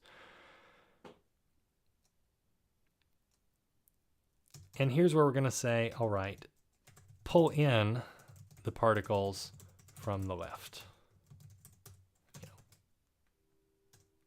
And here I need to be careful, and I need to say if I'm not wrapping around. So the torus is really going to make things annoying here, because most of the time, all I would want to do is to say, look, take a particle P in the previous strip, the one to the left. And if it's the case that when you access its x coordinate of its position, if that's bigger than the smallest allowable x value in the current strip, minus the halo width, this is close enough. Like we're inside the range of the fence to be able to look across and interact. And similarly, we could do the same thing on the right side. So for P in strips of I plus 1, we would need to say if p.position.x is less than or equal to the largest available x value in the current strip. So this is, pull in from the right strip.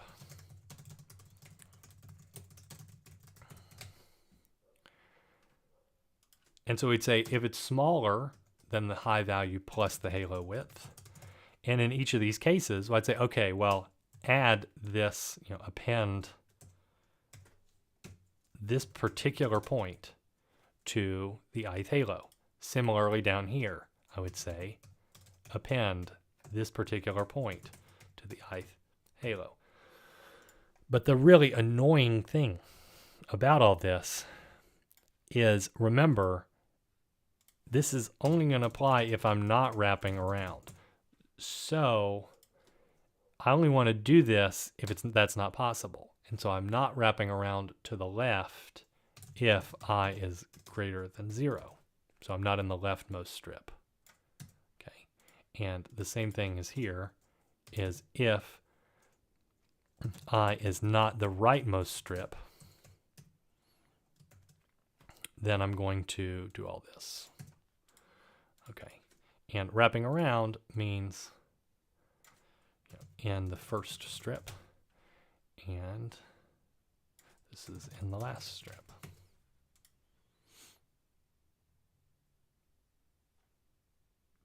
Finally, here's where we do our toroidal wrap. What a term. Okay. So the first and last strip, they may need to look at something kind of on the opposite side. So if it's the case that that's a concern, if I is equal to 0, then I'm going to say range over strips of the final one, strips minus 1. I think this should be greater than or equal to. So look at the rightmost strip because we're wrapping around. And if it's the case that p.position.x is greater than or equal to, here's where we need to consider that toroidal distance. And remember that we can access this by saying, okay, this is in the rightmost strip. So when we look at its x coordinate, this is like if this were 999, and my current point was at 1, or I guess x low is equal to 0.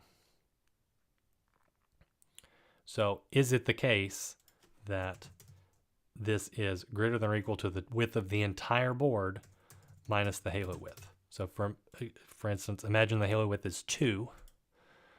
Well, if the halo width is 2 and the width is 1,000, we want everybody whose x position is greater than 998. So we're looking for everything that's close up to the edge. And if that's the case, then I want to append it. And I'm appending it to halos of 1, but I've called one, or halos of 0, I've called it I. So halos of I.append p.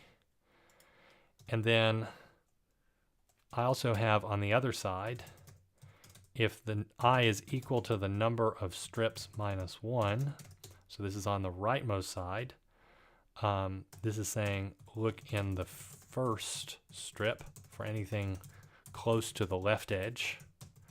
And so I'll say for p in the strips of 0, and I'll range over all those particles, and I'll look at their x position, x coordinate, and I'll say if that's the case that it's small. So I'm in the leftmost strip. So here, if this is like 0.3 or something, and the halo width is 2, that would be good. So I'm going to say less than or equal to the halo width. And in that case, I'm going to do the same thing. Halos of I dot append my particle. At long last, I can return the strips and the halos.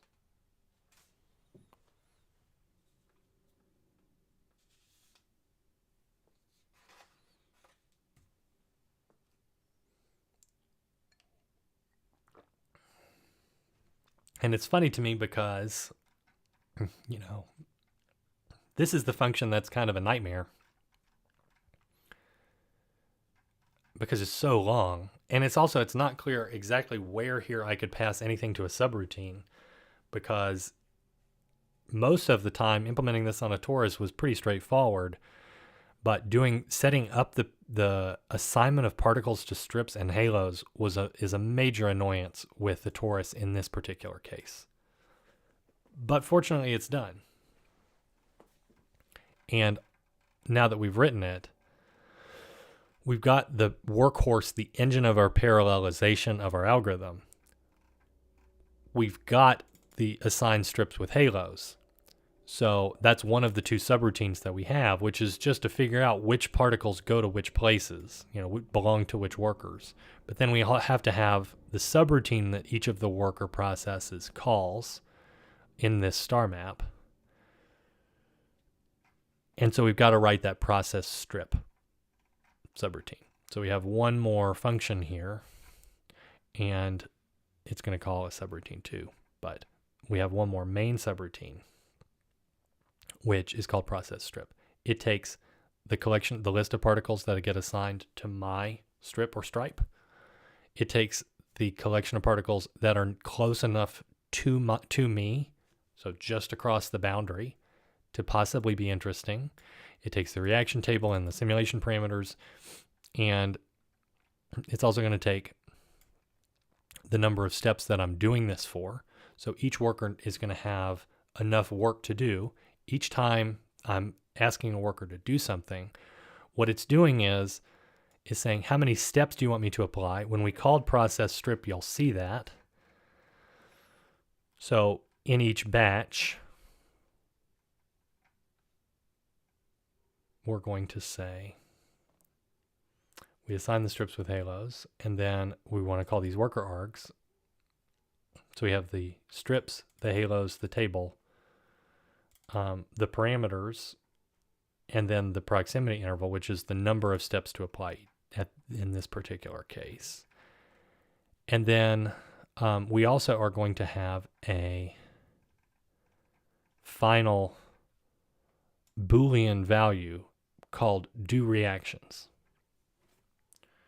So do reactions just means, is this worker for this particular instance, is this worker actually applying the reactions, or is it maybe that we have the remainder, and as a result of the remainder collection of operations, we're not actually going to apply the reactions themselves. We're just moving the points according to a random walk. And so I've missed one tiny point here, which is that when we gave this particular worker its collection of arguments, I needed to say that this was true.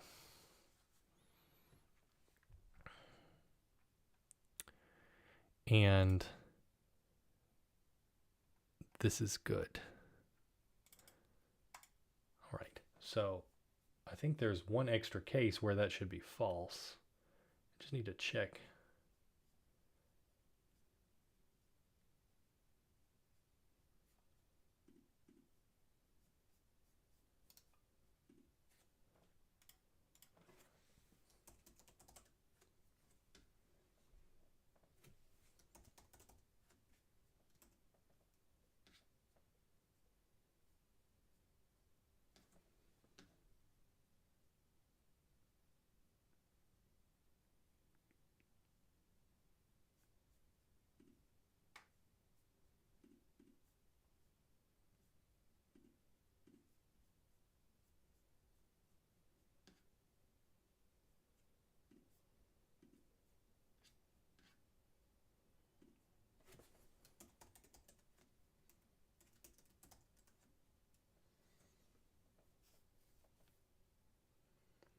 So I made one little bug here, which is when all right.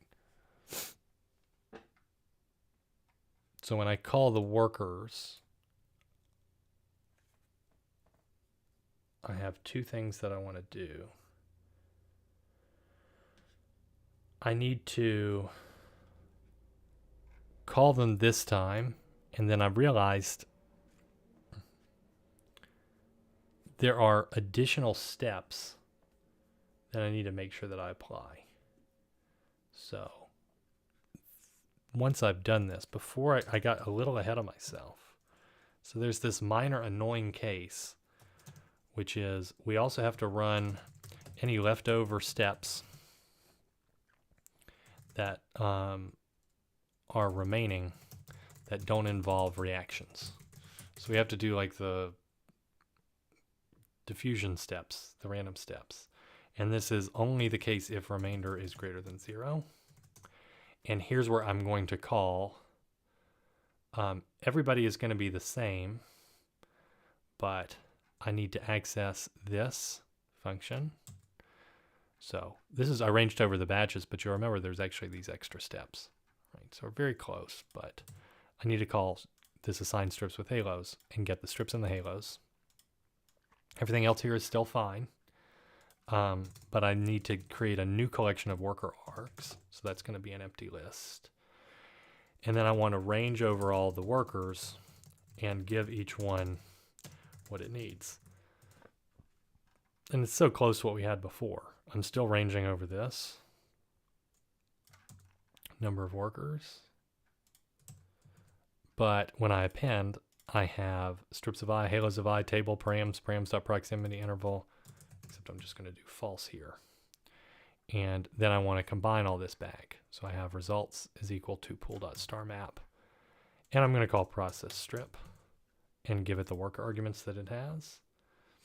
And I'm going to do the same thing. So compile the results.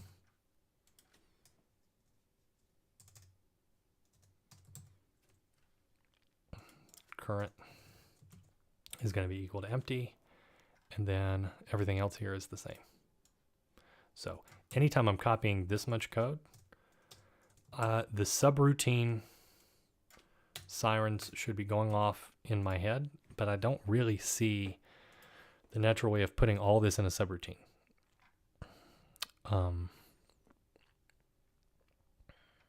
Because, you know, sometimes it's true, sometimes this is false. And this is just a minor annoyance caused by, well, we're moving the particles around and sometimes we're going to have some additional steps. But range over the results, extend the current strip to it, and then take the snapshot of the current universe. And then we're going to fire all the workers. All right. Now, we're coming back to parallel.py. And this is in diffusion, so let's make sure we're in the right place. So we're in Reaction-Diffusion. We are in parallel.py. We fixed that. We've assigned the strips with halos. And then we're going to call our worker function, or we're going to write it, process strip. And now that explains our Boolean flag. So sometimes that's going to be true, sometimes it's going to be false. If it's true, we apply the reactions, and that's going to make this function not too bad. We're just going to check if do reactions is true, we're going to add the reactions to it, otherwise we're not. At the end of this process, this strip is going to return a list of particles. So this is, we're now zoomed in on one particular worker, and this one particular worker is just in charge of its strip along with its halo, and it's going to move the particles and then apply the reactions that are associated with it. Okay, so this is actually not too bad. We're going to say what's the strip particle list as a result of applying the reactions. And the first thing that we want to do is first, you know, we're going to learn from, this is now our serial algorithm once again. We are going to move all the particles in the strip and the halo the appropriate number of steps. Okay. So we can say, it's never a good idea. We can say for everybody in the range over, and we've got a parameter called steps to run. So for all of those steps, we want to say range over all the strip particles, and let's call rand step of p params.width, and then we need params.height. That's a function we've already written. So that's in functions.py. We're going to also range over the halo particles. And I'm going to ran step p params.width params.height. Okay, so we're passing in the params there. We get the width and the height of the box. We haven't used table or do reactions. That's because this is the reaction table, and this is a flag that tells us whether or not to do them. So now the second part is to apply the reactions. We only do that if do reactions is true, and if it is, I'll say strip particles is equal to apply reactions with halo. I'm going to pass all of this to a subroutine, which is good. So it needs to know the current strip particles.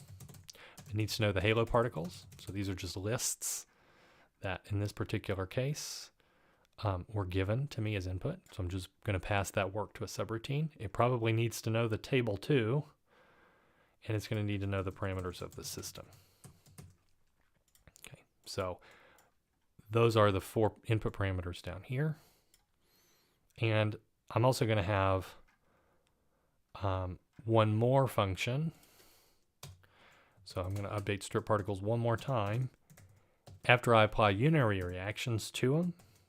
So this is strip particles, table, and params. But fortunately, unary reactions don't involve a halo, because I'm not looking across the border to try and find, a partner on the other side of this fence between the two strips. I'm a unary reaction, so I'm just either being born, or I'm birthing a new particle, I'm dying out, or I'm changing from an A to a B. So all this can happen within the boundaries of the strip that this worker has. And so this is a function that I've already written in functions.py. Once I've done that, then I can say return the strip particles, because I've applied all the reactions that I care about, and now this is finished. And apply unary reactions should come from functions. So we've already imported it. Then it just remains to implement apply reactions with halo. So we have the particles in the world that we care about, the particles that are close enough to the boundary of that world for us to consider as possible partners, the reaction table and the simulation parameters, and it's going to return a list of particles corresponding to what happens after I apply those reactions. So we're going to update the system. And again, this is something that we've already done. In fact, I could probably just nearly copy over everything from functions.py, because it's all this stuff. The only difference, you might say, why copy it?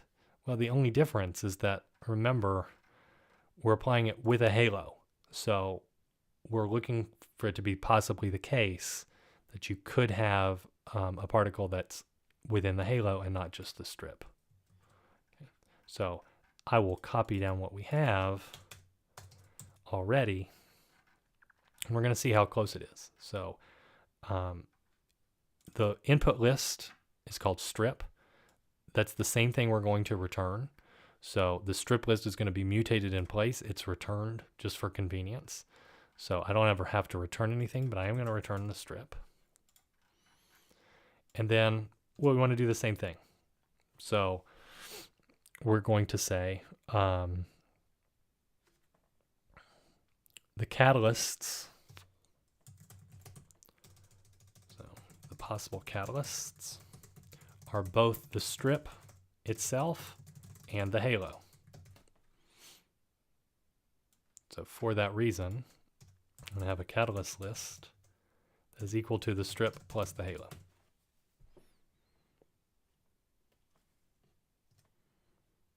All right.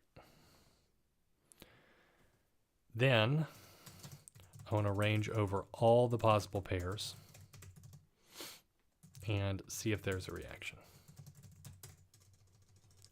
So I'm going to have for substrate in my list of particles that fall within the strip, but the catalysts could come from either. So I could do that way. I think that's the only time I'm going to need it, but let's call this catalyst. All right. If catalyst is not the substrate, so don't have a reaction with yourself. And then we're going to have the two tests. So we're going to say, the first test is quicker, which is to say, look up the species of my current catalyst particle, look up the species of my current substrate particle. Is there a reaction corresponding to them in the table? If that's not none, we know that there is, but are they close enough? So we'll have the catalyst position and the substrate position, compute the toroidal distance between them. If that distance is within the activation range that we're working with here, which is that threshold distance, then I'm going to roll this random process, and I'm going to say, check. Okay, so there's one thing here, which is the toroidal distance must need to take the width that we care about. So when I look at that, that must be the case. And if I look at functions, toroidal distance, yeah, it's going to take width and height. So I've got a little bug over here.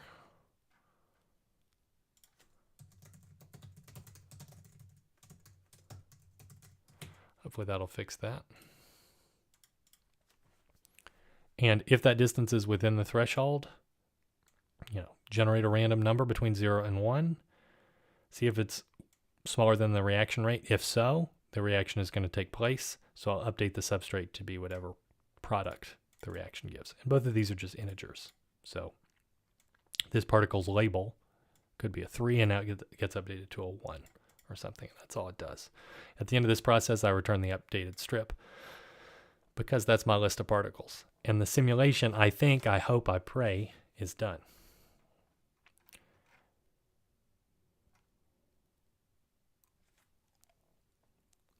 What remains? Well, we should make sure that we check and run our simulation, because what do we care about? We want to care about that the simulation runs, that it works, and we care that the simulation actually gives us a comparison of the serial to the parallel algorithm, right? So we're at mile 25 of our little marathon. And the point becomes, well, how do we run this thing? So we can run this thing, the standard way of running it is going to be to run Python 3 main.py. We have a flag here, which is random or clustered. Random just scatters all the particles. Clustered is going to say we're going to create strips in advance. And so if there's 4 particle types, 4 particle species, we're going to have one stripe for particle 0, one for everybody in species 1, one for species 2, and another for species 3. Then we're going to take the CSV where the reactions are stored. That's in the data. So we have a lot of different examples here. We have the number of particles per species that we want to assign. So if we have 3 species and we assign this to be 100, we're going to get 300 total particles. Then we have the width and the height of the space. Then we have the number of steps that we're going to run this for. And after all of that, then we're going to be able to run this. Okay, so let's do this. Okay, so I'm in Python. I suppose I should cd into src Reaction-Diffusion. And then I want to run this. So let's look at Gray Scott. Okay. This is nice because this is the same simulation that we saw previously in practice exercises. So if you did the practice exercises accompanying cellular automata, this is technically the same or very similar set of reactions. But instead of zooming way out and viewing this as an automaton, we're zooming way in, and we're going to see particles interact with each other. We have diffusion rates of these 3 particles. We have a U, a V, and a P. And we have colors associated with them in a background. And then we have one reaction, we have species 1, and if species 1 and species 0 encounter each other, species 1 is going to eat species 0, so this is like a predator and a prey, with likelihood 0.5, so if they're within the threshold distance.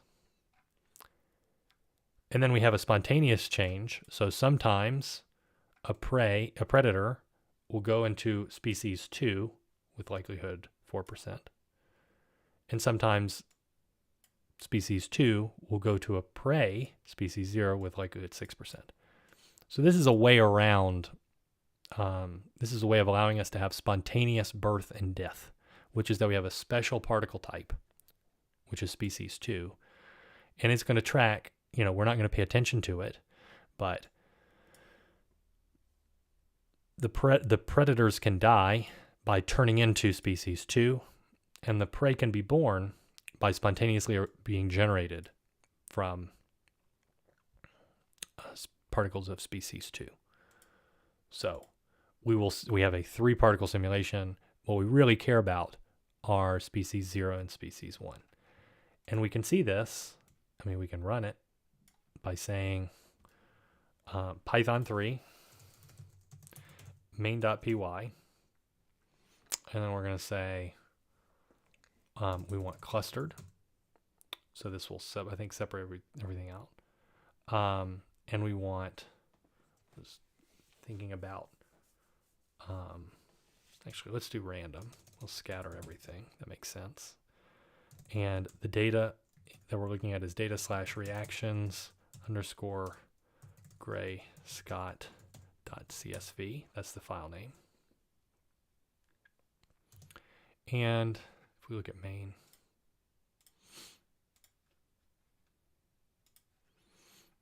main's telling us we want the number per species, width, and the height and the steps. So number per species that I care about, let's not do a huge simulation. I'm just going to do 50. And in this case, let's do width and height. And so the width and the height are going to be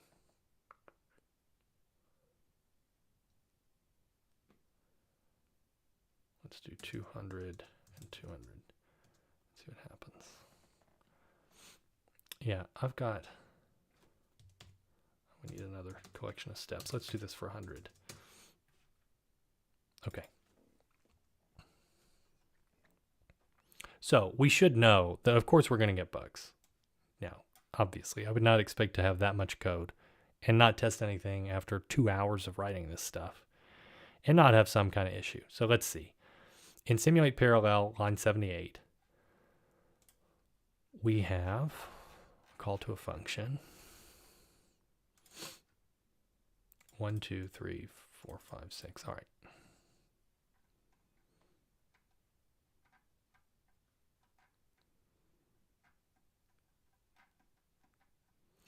List.append takes exactly 1 argument, 6 given. Because worker args is a list of tuples. So I'm going to give it 1 argument, not 6. Should have known I would make that error somewhere. So we're going to try this again. Wow. Oh my goodness. I was ready to just debug this for the next probably 2 to 3 hours. But instead, I can't believe that was the one thing. That was the one thing that didn't work. I think I've lost it. That was almost perfect. So, yeah, I mean, even with some rough notes, I think I deserve some credit for that. But let's see. Let's look at output. So before you all, proclaim me the king of the reaction-diffusion simulator, let's just see and make sure that this, now it looks ugly, of course, because I've given it terrible parameters, it's only 200 by 200. So when it's been drawn, it's not very big, but things do seem to be moving and things are changing. Okay. And then let's look at our serial counts. Okay. Something's changing here. Now let's look at parallel. Okay. Okay. And do they match? Okay. There's some stochasticity here, but they look pretty good. I think we're getting somewhere. Of course, these are hideous simulations. We know that. And oh no, alas, the serial algorithm is faster than the parallel. So we have a 0.1x speed up. Bad. But what do we need to do? We know that the workers have something sophisticated to do. They're applying all these chemical reactions. So the workers are happy with that, but we got to keep them busy. And in order to keep them busy, we got to give them enough particles. So let's see what happens here. If I give it, let's see, 1500.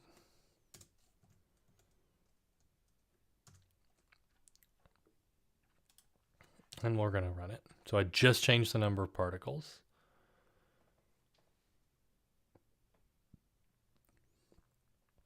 So in this case, everybody starts off, and we could change the number of predators, prey, and like the extra ones. That would be fine too. But I'm not running this for a lot of steps. We only have 100 steps. And they're both finished. And all of a sudden, the serial process is 17.5 seconds, and the parallel process is 2 seconds. So we see an 8.34x speed up when I jump the number of particles to 1500. That's pretty good, right? And of course, it's still ugly because what I should have done is drawn this on a big board. I don't know what's going to be too big. Let's go to 1,000. And we know how long it's going to take approximately. We're going to see about the same picture. It's kind of the same shape.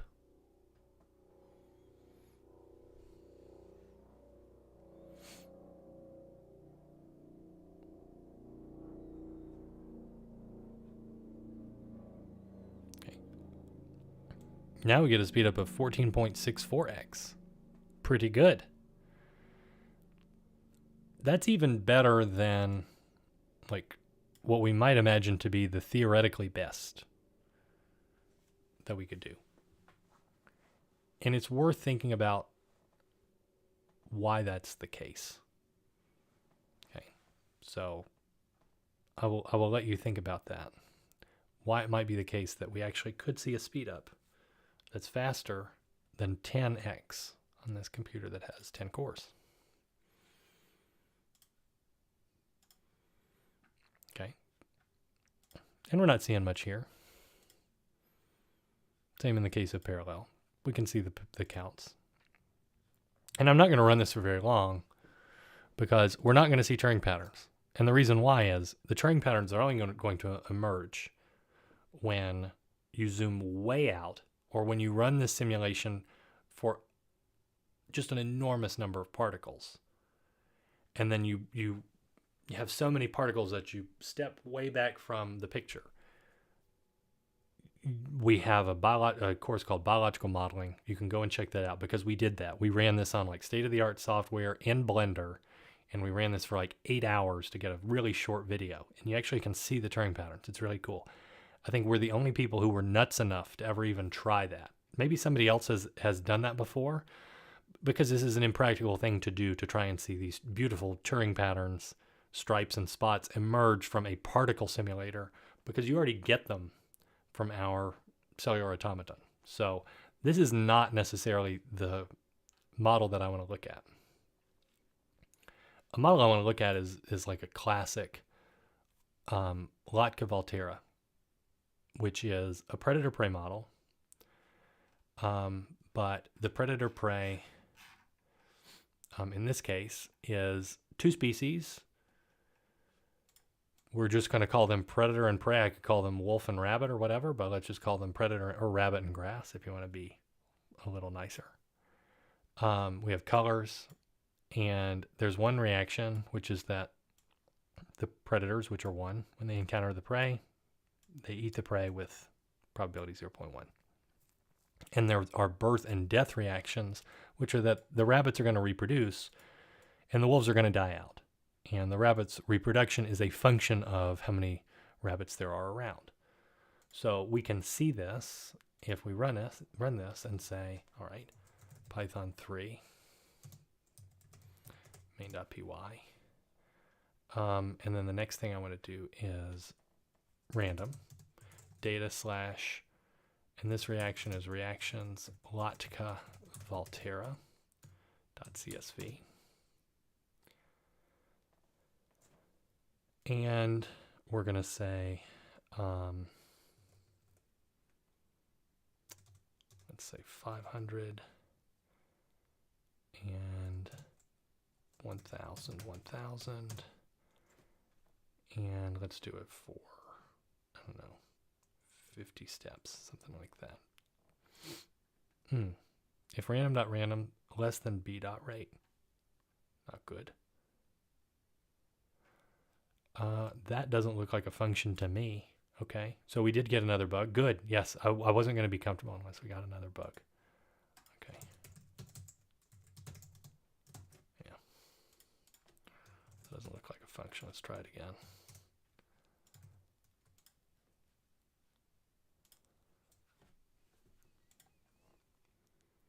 Okay, so we get a 3.67x speed up. That's good because this is a small example. Creatures said the particles are rabbits. I mean, yeah, they're not going to look like a rabbit. They're not going to behave like a rabbit, but yeah, that's what we're thinking of them. It's a classic predator-prey model where the predators can be any kind of predator and the prey can be any kind of prey that you like. And so we're seeing this. Let's look at the output. It's not going to be pretty because it's a small one. Okay, so we're not seeing much here. We're just getting started. The predators kind of go up and the prey go down. You see that in both cases. You say, that's boring. Yeah, so what we need to do is run this for more than a small number of steps. That'd be a good idea. And so instead of running this for 50 steps, I want to run it for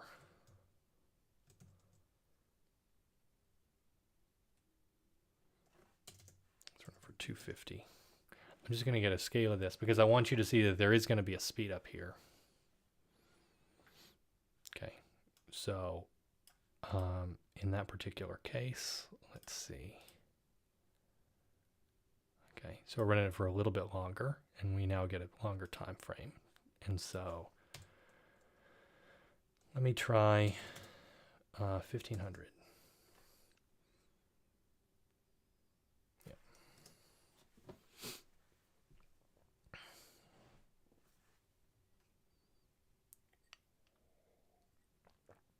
And what we're going to see is a big speed up. We will see a big speed up, I hope. And what this is going to indicate to us is it will show us that we really should just ignore the serial simulation. Like the serial simulation can help us validate that what we're doing is right. But the serial simulation is now going to be genuinely slower. That's good. It took us 30 seconds to run it. And so what I really want to do is move to the point of not even running the serial one, because the parallel simulation is done in 2 seconds. And now look what happens when I update my parallel counts.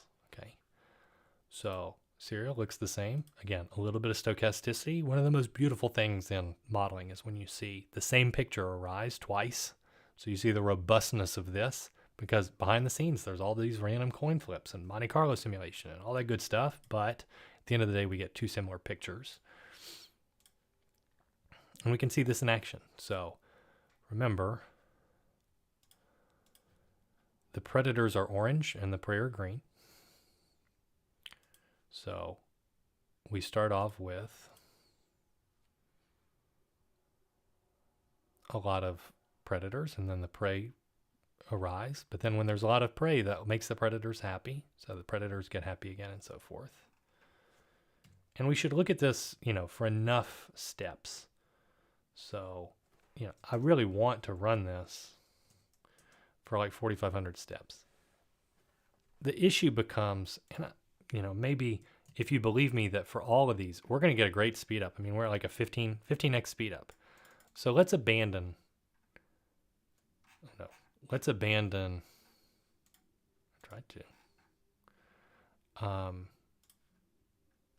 the running of the serial part of the code at all. And so let me come down here and say, you believe me that even on a 10-core machine, we're getting a substantial speed up. When I run this on a supercomputer or something like that, with 200 cores, at that point, it was worth the frustration of writing a parallel algorithm because it's going to be way faster. And it's going to allow us to scale this thing well beyond what we're going to do. So I'm going to say, let's see what happens when I do this. And comment this out. And I hope that's going to be enough. And I'm not going to get an error, but I'm not sure. Unexpected indent. Well, that's no fun.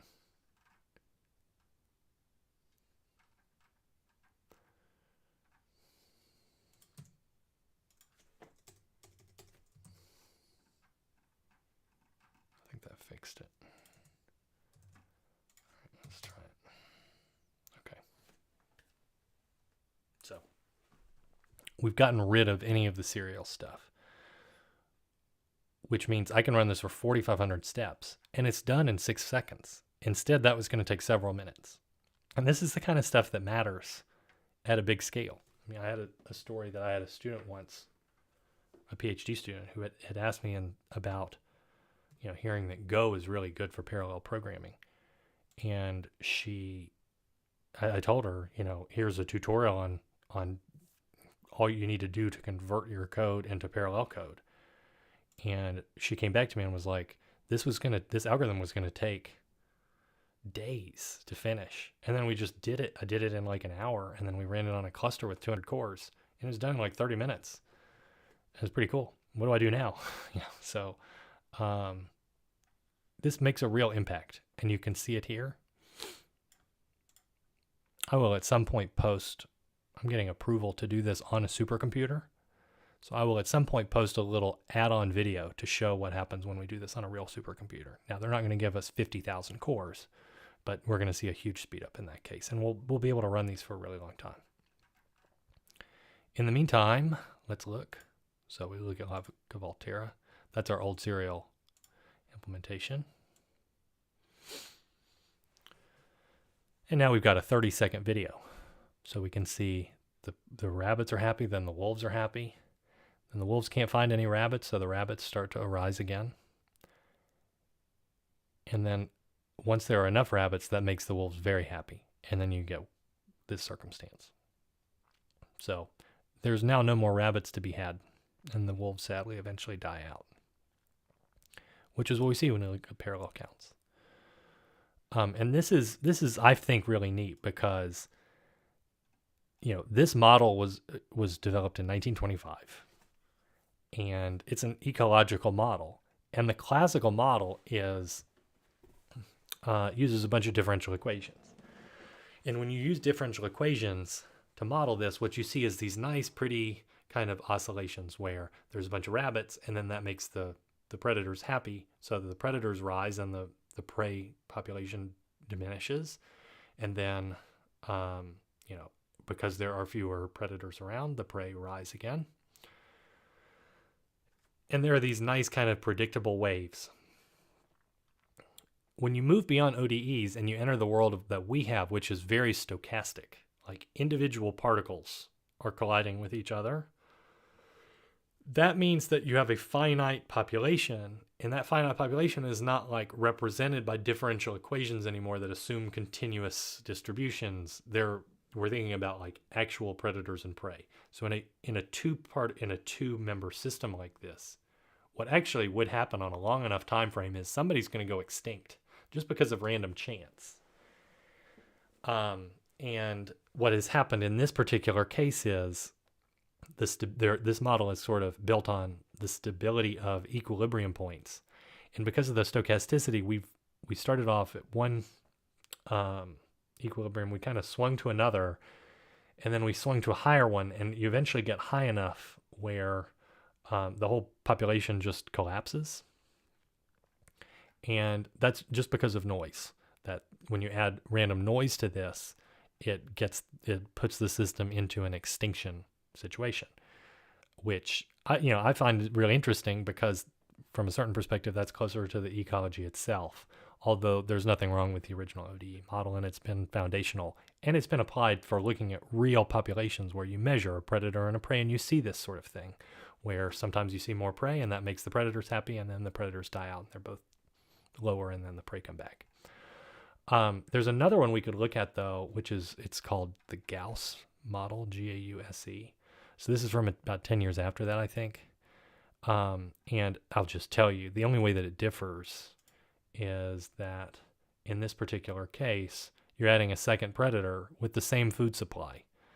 So the rabbits are really not going to be happy here. And we can see what happens. So in this particular case, we're going to say Python 3. Oh, really?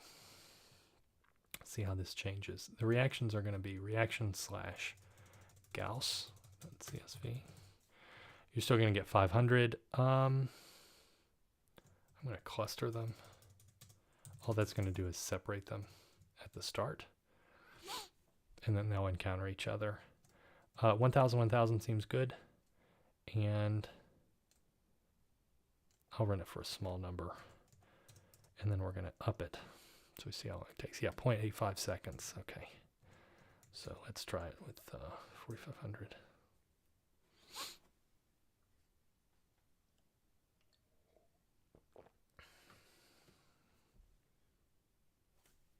And the only thing that's taking any time here is the image rendering, right? Like parallel simulations done quick. It's pretty cool. Okay, so Gause has parallel, and it didn't run it serially. So you have this kind of flag set up at the start. And you might wonder, like, what is going to happen here? I mean, we could look at the data, and it would tell us. I'm not good with colors. Oof, I'm trying to identify which of these is which. Okay, never mind. Let's look at the simulation.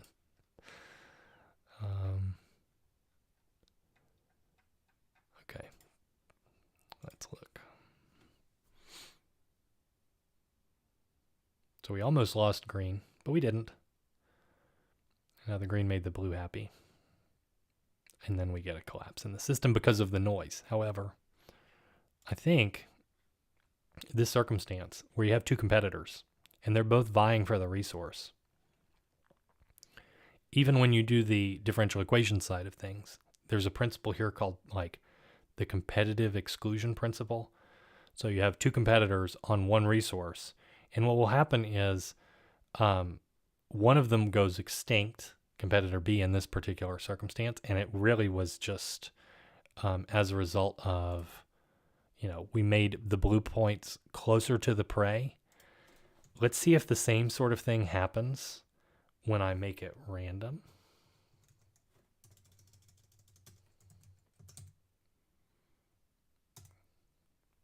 So we have random data.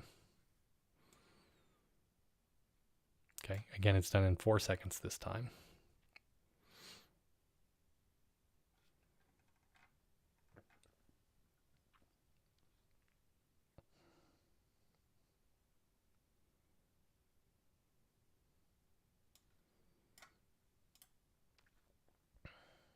So even if we scatter them, you nearly run out of prey. They're going to come back. We still have a few prey. They're going to come back again. But you notice what happens here is we ran out of orange points before we were going to run out of green or blue. We can see that as we plot the populations over time. So you're still getting this stochastic, like because of the noise, the system's swinging out into these kind of more volatile systems where eventually when the prey blow up and then the predators blow up, they just eat all the prey, and that's not good. So it's the same thing that we saw with Lotka-Volterra, where eventually everybody's going to zero, and that's not necessarily the most precise model here. But before that, way before that, we're essentially at equilibrium with the resource and one of the competitors. And even though they started off identical, and even though they started off, randomly assorted throughout the space, the orange competitor loses here. And I bet what would happen is if we run this multiple times, it's not always going to be the case that the orange competitor is going to lose. There's nothing that's prioritized about the orange competitor. They start off as very similar. And it just worked out that the blue competitor got a slight edge. And that slight edge was just enough to keep it at a bad time for the predators. That kept them, just slightly higher.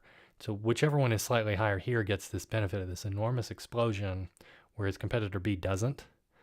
And this at one point in time, like this is the 1930s, but this was also verified on the level of differential equations in these other models.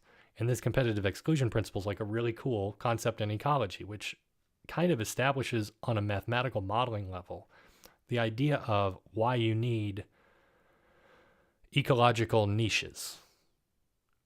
So if you're going to coexist, like you have two predators in the same arena, they probably shouldn't, or same environment, they shouldn't prey on the same food. That's not a good thing. If you have that circumstance, one of them is going to, possibly because of random chance, one of them is going to force out the other. And we see this here on the level of modeling, which I think is pretty cool. The other thing we can do is something like SIRS. And there's lots of stuff here. I'd encourage you to check it out. We have food chain, which is like grass, rabbits, and wolves. So that one is wolves eat the rabbits and the rabbits eat the grass. But this is applicable to epidemic modeling too. So if we do the same thing, and the reactions we care about here are SIRS.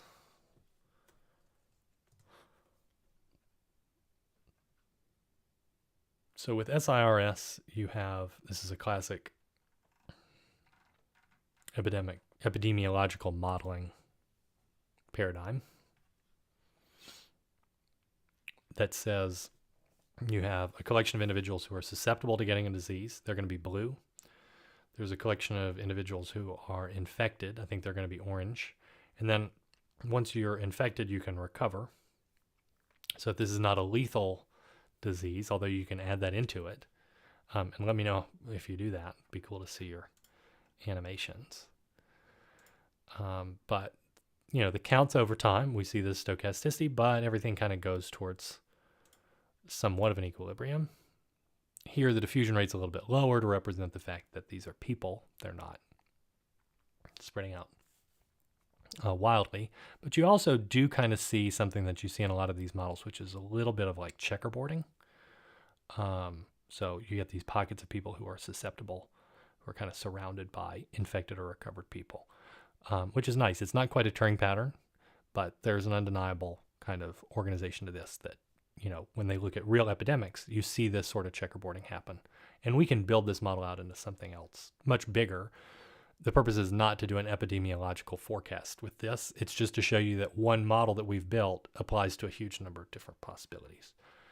One other kind of main example that I want to show you is we have something called the repressilator, which is another thing that if you check out our biological modeling course, we dig very deep into this, but it is an absolute landmark of synthetic biology from around the turn of the 21st century. So there's a paper in around 2000 where they were trying to study the idea of how is it that we can find oscillations, because your heartbeat is an oscillation, your circadian rhythm is an oscillation, you have all these oscillations that are in all of your cells or in your body somewhere.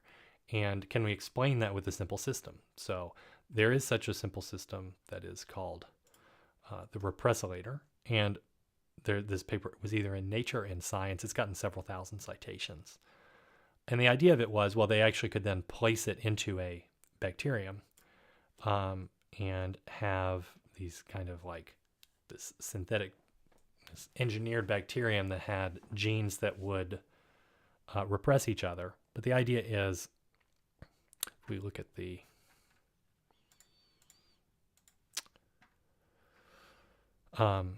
species 0 represses species 1, or species 2, which represses species 1, which represses species 0. So there is a cycle that happens here. And, they all diffuse. These are the names that they have of those part components of this synthetic oscillator. And then we have, if we see, species 0 sees species 2, it eats it and forms species 0. If species 1 sees species 0, it eats it and forms species 1. And if species 2 sees species 1, it eats it and forms species 2. So this is what forms the cycle. And these reaction rates occur at the level of 0.15. So I'll change this. I'll say instead of reactions underscore SIRS, we're going to say repressilator. And we'll take a look.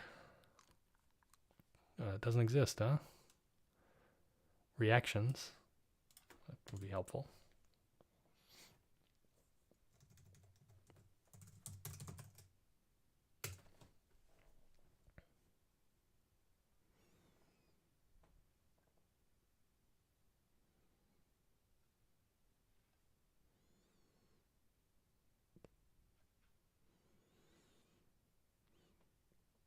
Okay, that one took 15 seconds. So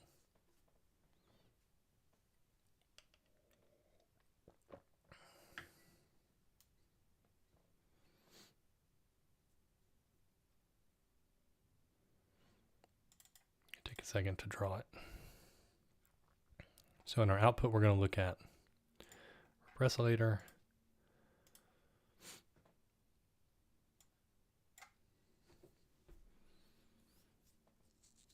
And what you see here is the diffusion rate slower.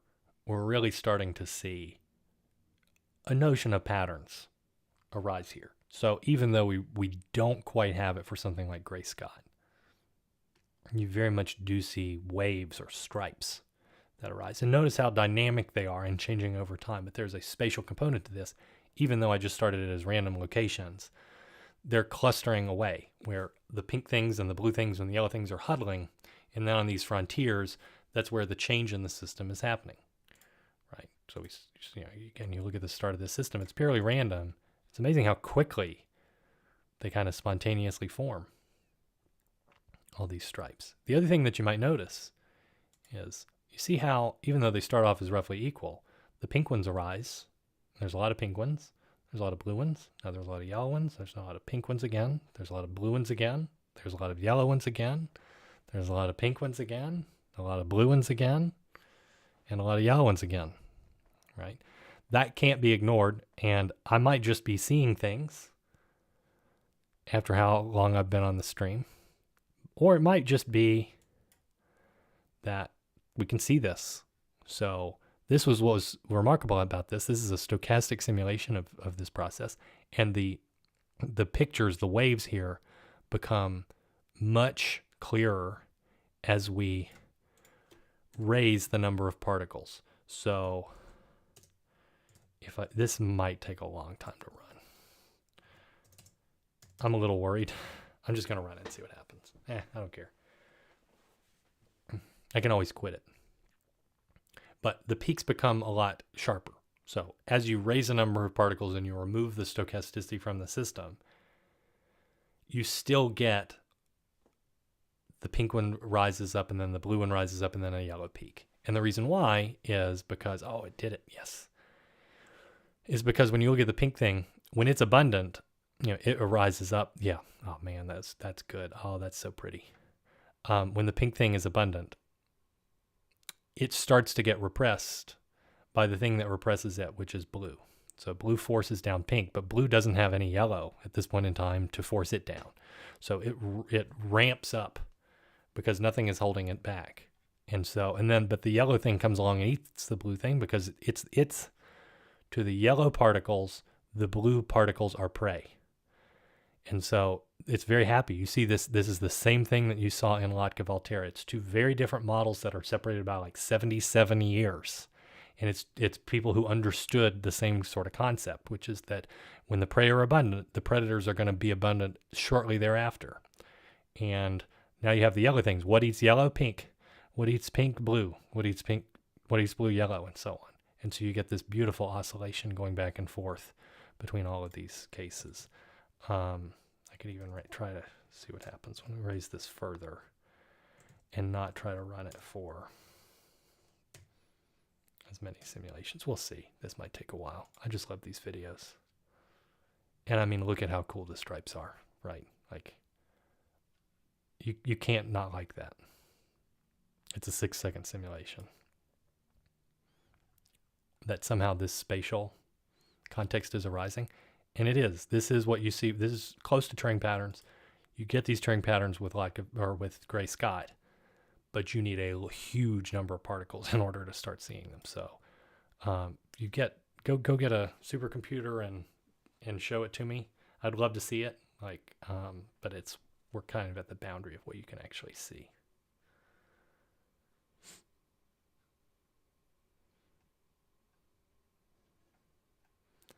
Yeah, this one might be 13,500 particles. I might have gotten too optimistic. I was trying to see these peaks get even clearer. There's another way, though, that we can make these peaks clearer.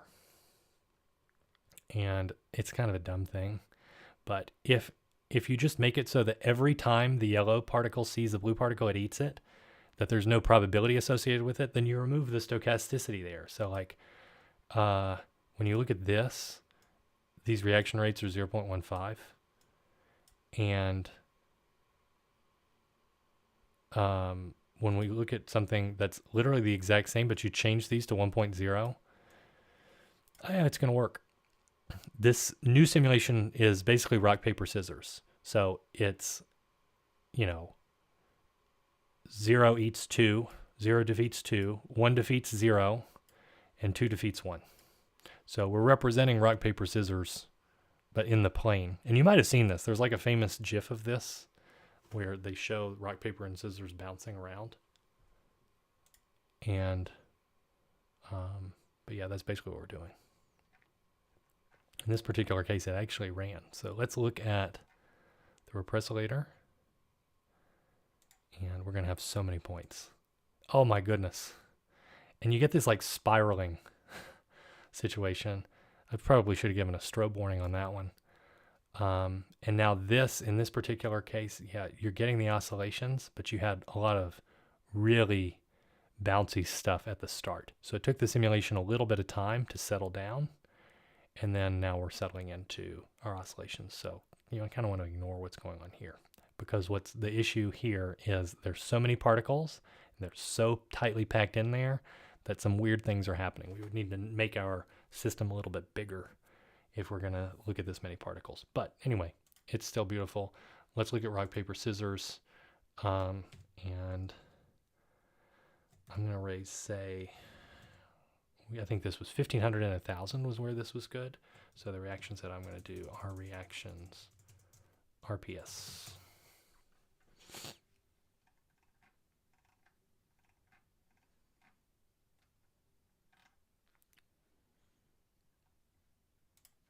So again, the only difference here between the repressilator and RPS is with RPS, the reaction rates are 1. So anytime you see a prey, you're definitely going to eat it if you're nearby.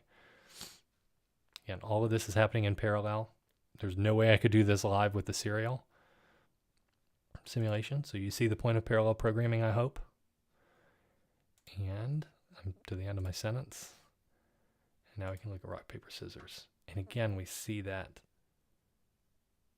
some of these are because it's like blinking back and forth. But what you see with rock, paper, scissors is because the reaction rates are 1, the peaks are just much sharper. So you see scissors is orange here, orange, blue, gray, orange, gray, blue, orange, gray, blue, orange, gray, blue. And so gray comes right after scissors because rock eats scissors or rock defeats scissors. So if you see a lot of scissors, then the rocks are going to be very happy because every time they encounter the scissors, they're going to eat them. It's a strange way of thinking about rock, paper, scissors, but it's equivalent. And what else would we do? I could maybe dial that down just a little. We'll see something that's a little more. 500. And let's do clustered.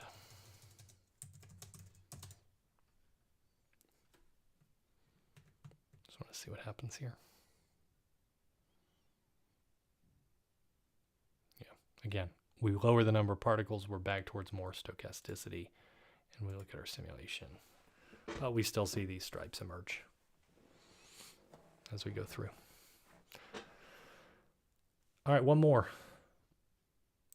We, of course, could also add, if we're going to have rock, paper, scissors, I feel obligated to do rock, paper, scissors, lizard, Spock. So we now have 5 particles. They're all going to diffuse at the same rate. And we're going to have, I don't know all the rules, but the idea is they're going to still pair off. And, you know, rock is still going to beat scissors and scissors cuts paper, but you have other rules that I am very glad not to know.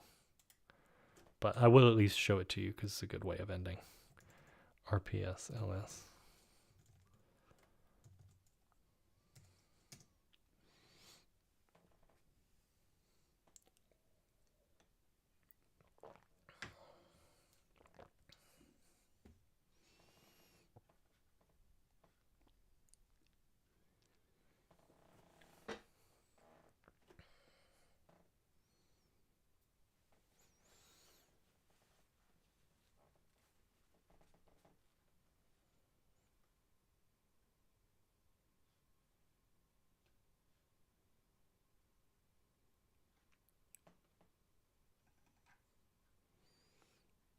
Yeah, Joel, this does come from Big Bang. That's a show I refuse to watch, but, you know, to each their own. I did want to at least show you what happens. All right, so RPSLS. We can look at this. Okay, that was really bad. That was really, really bad. Let's do this random. Okay.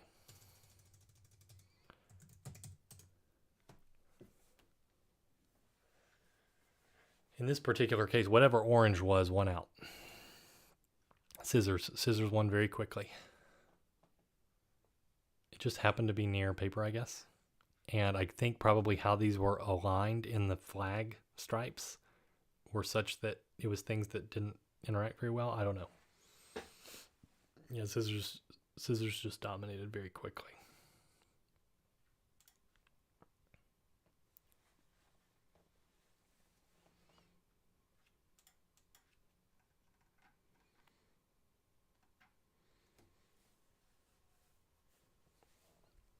Rock beats scissors and lizard. Paper beats rock and Spock. Scissors beats paper and lizard. Lizard beats paper and Spock. Why would lizard beat Spock? And Spock beats rock and scissors. I only understand about half of that. But it took 60 seconds.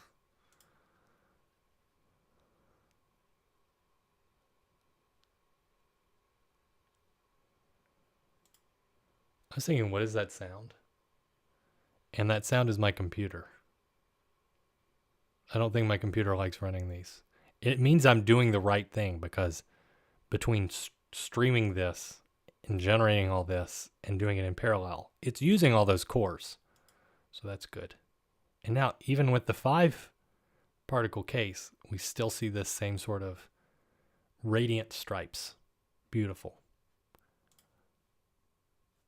A lot of times what happens with this is one of the, or 2 of the strategies dies out. And so you wind up with just like a rock, paper, scissors game. This was cool because we ran it on enough particles for a minute to actually be able to see this. And you see some amount of peaks, but nothing as clear as what we had with, you know, RPS or the repressilator, where you have nice clear peaks of alternating blue, yellow, red, and so on.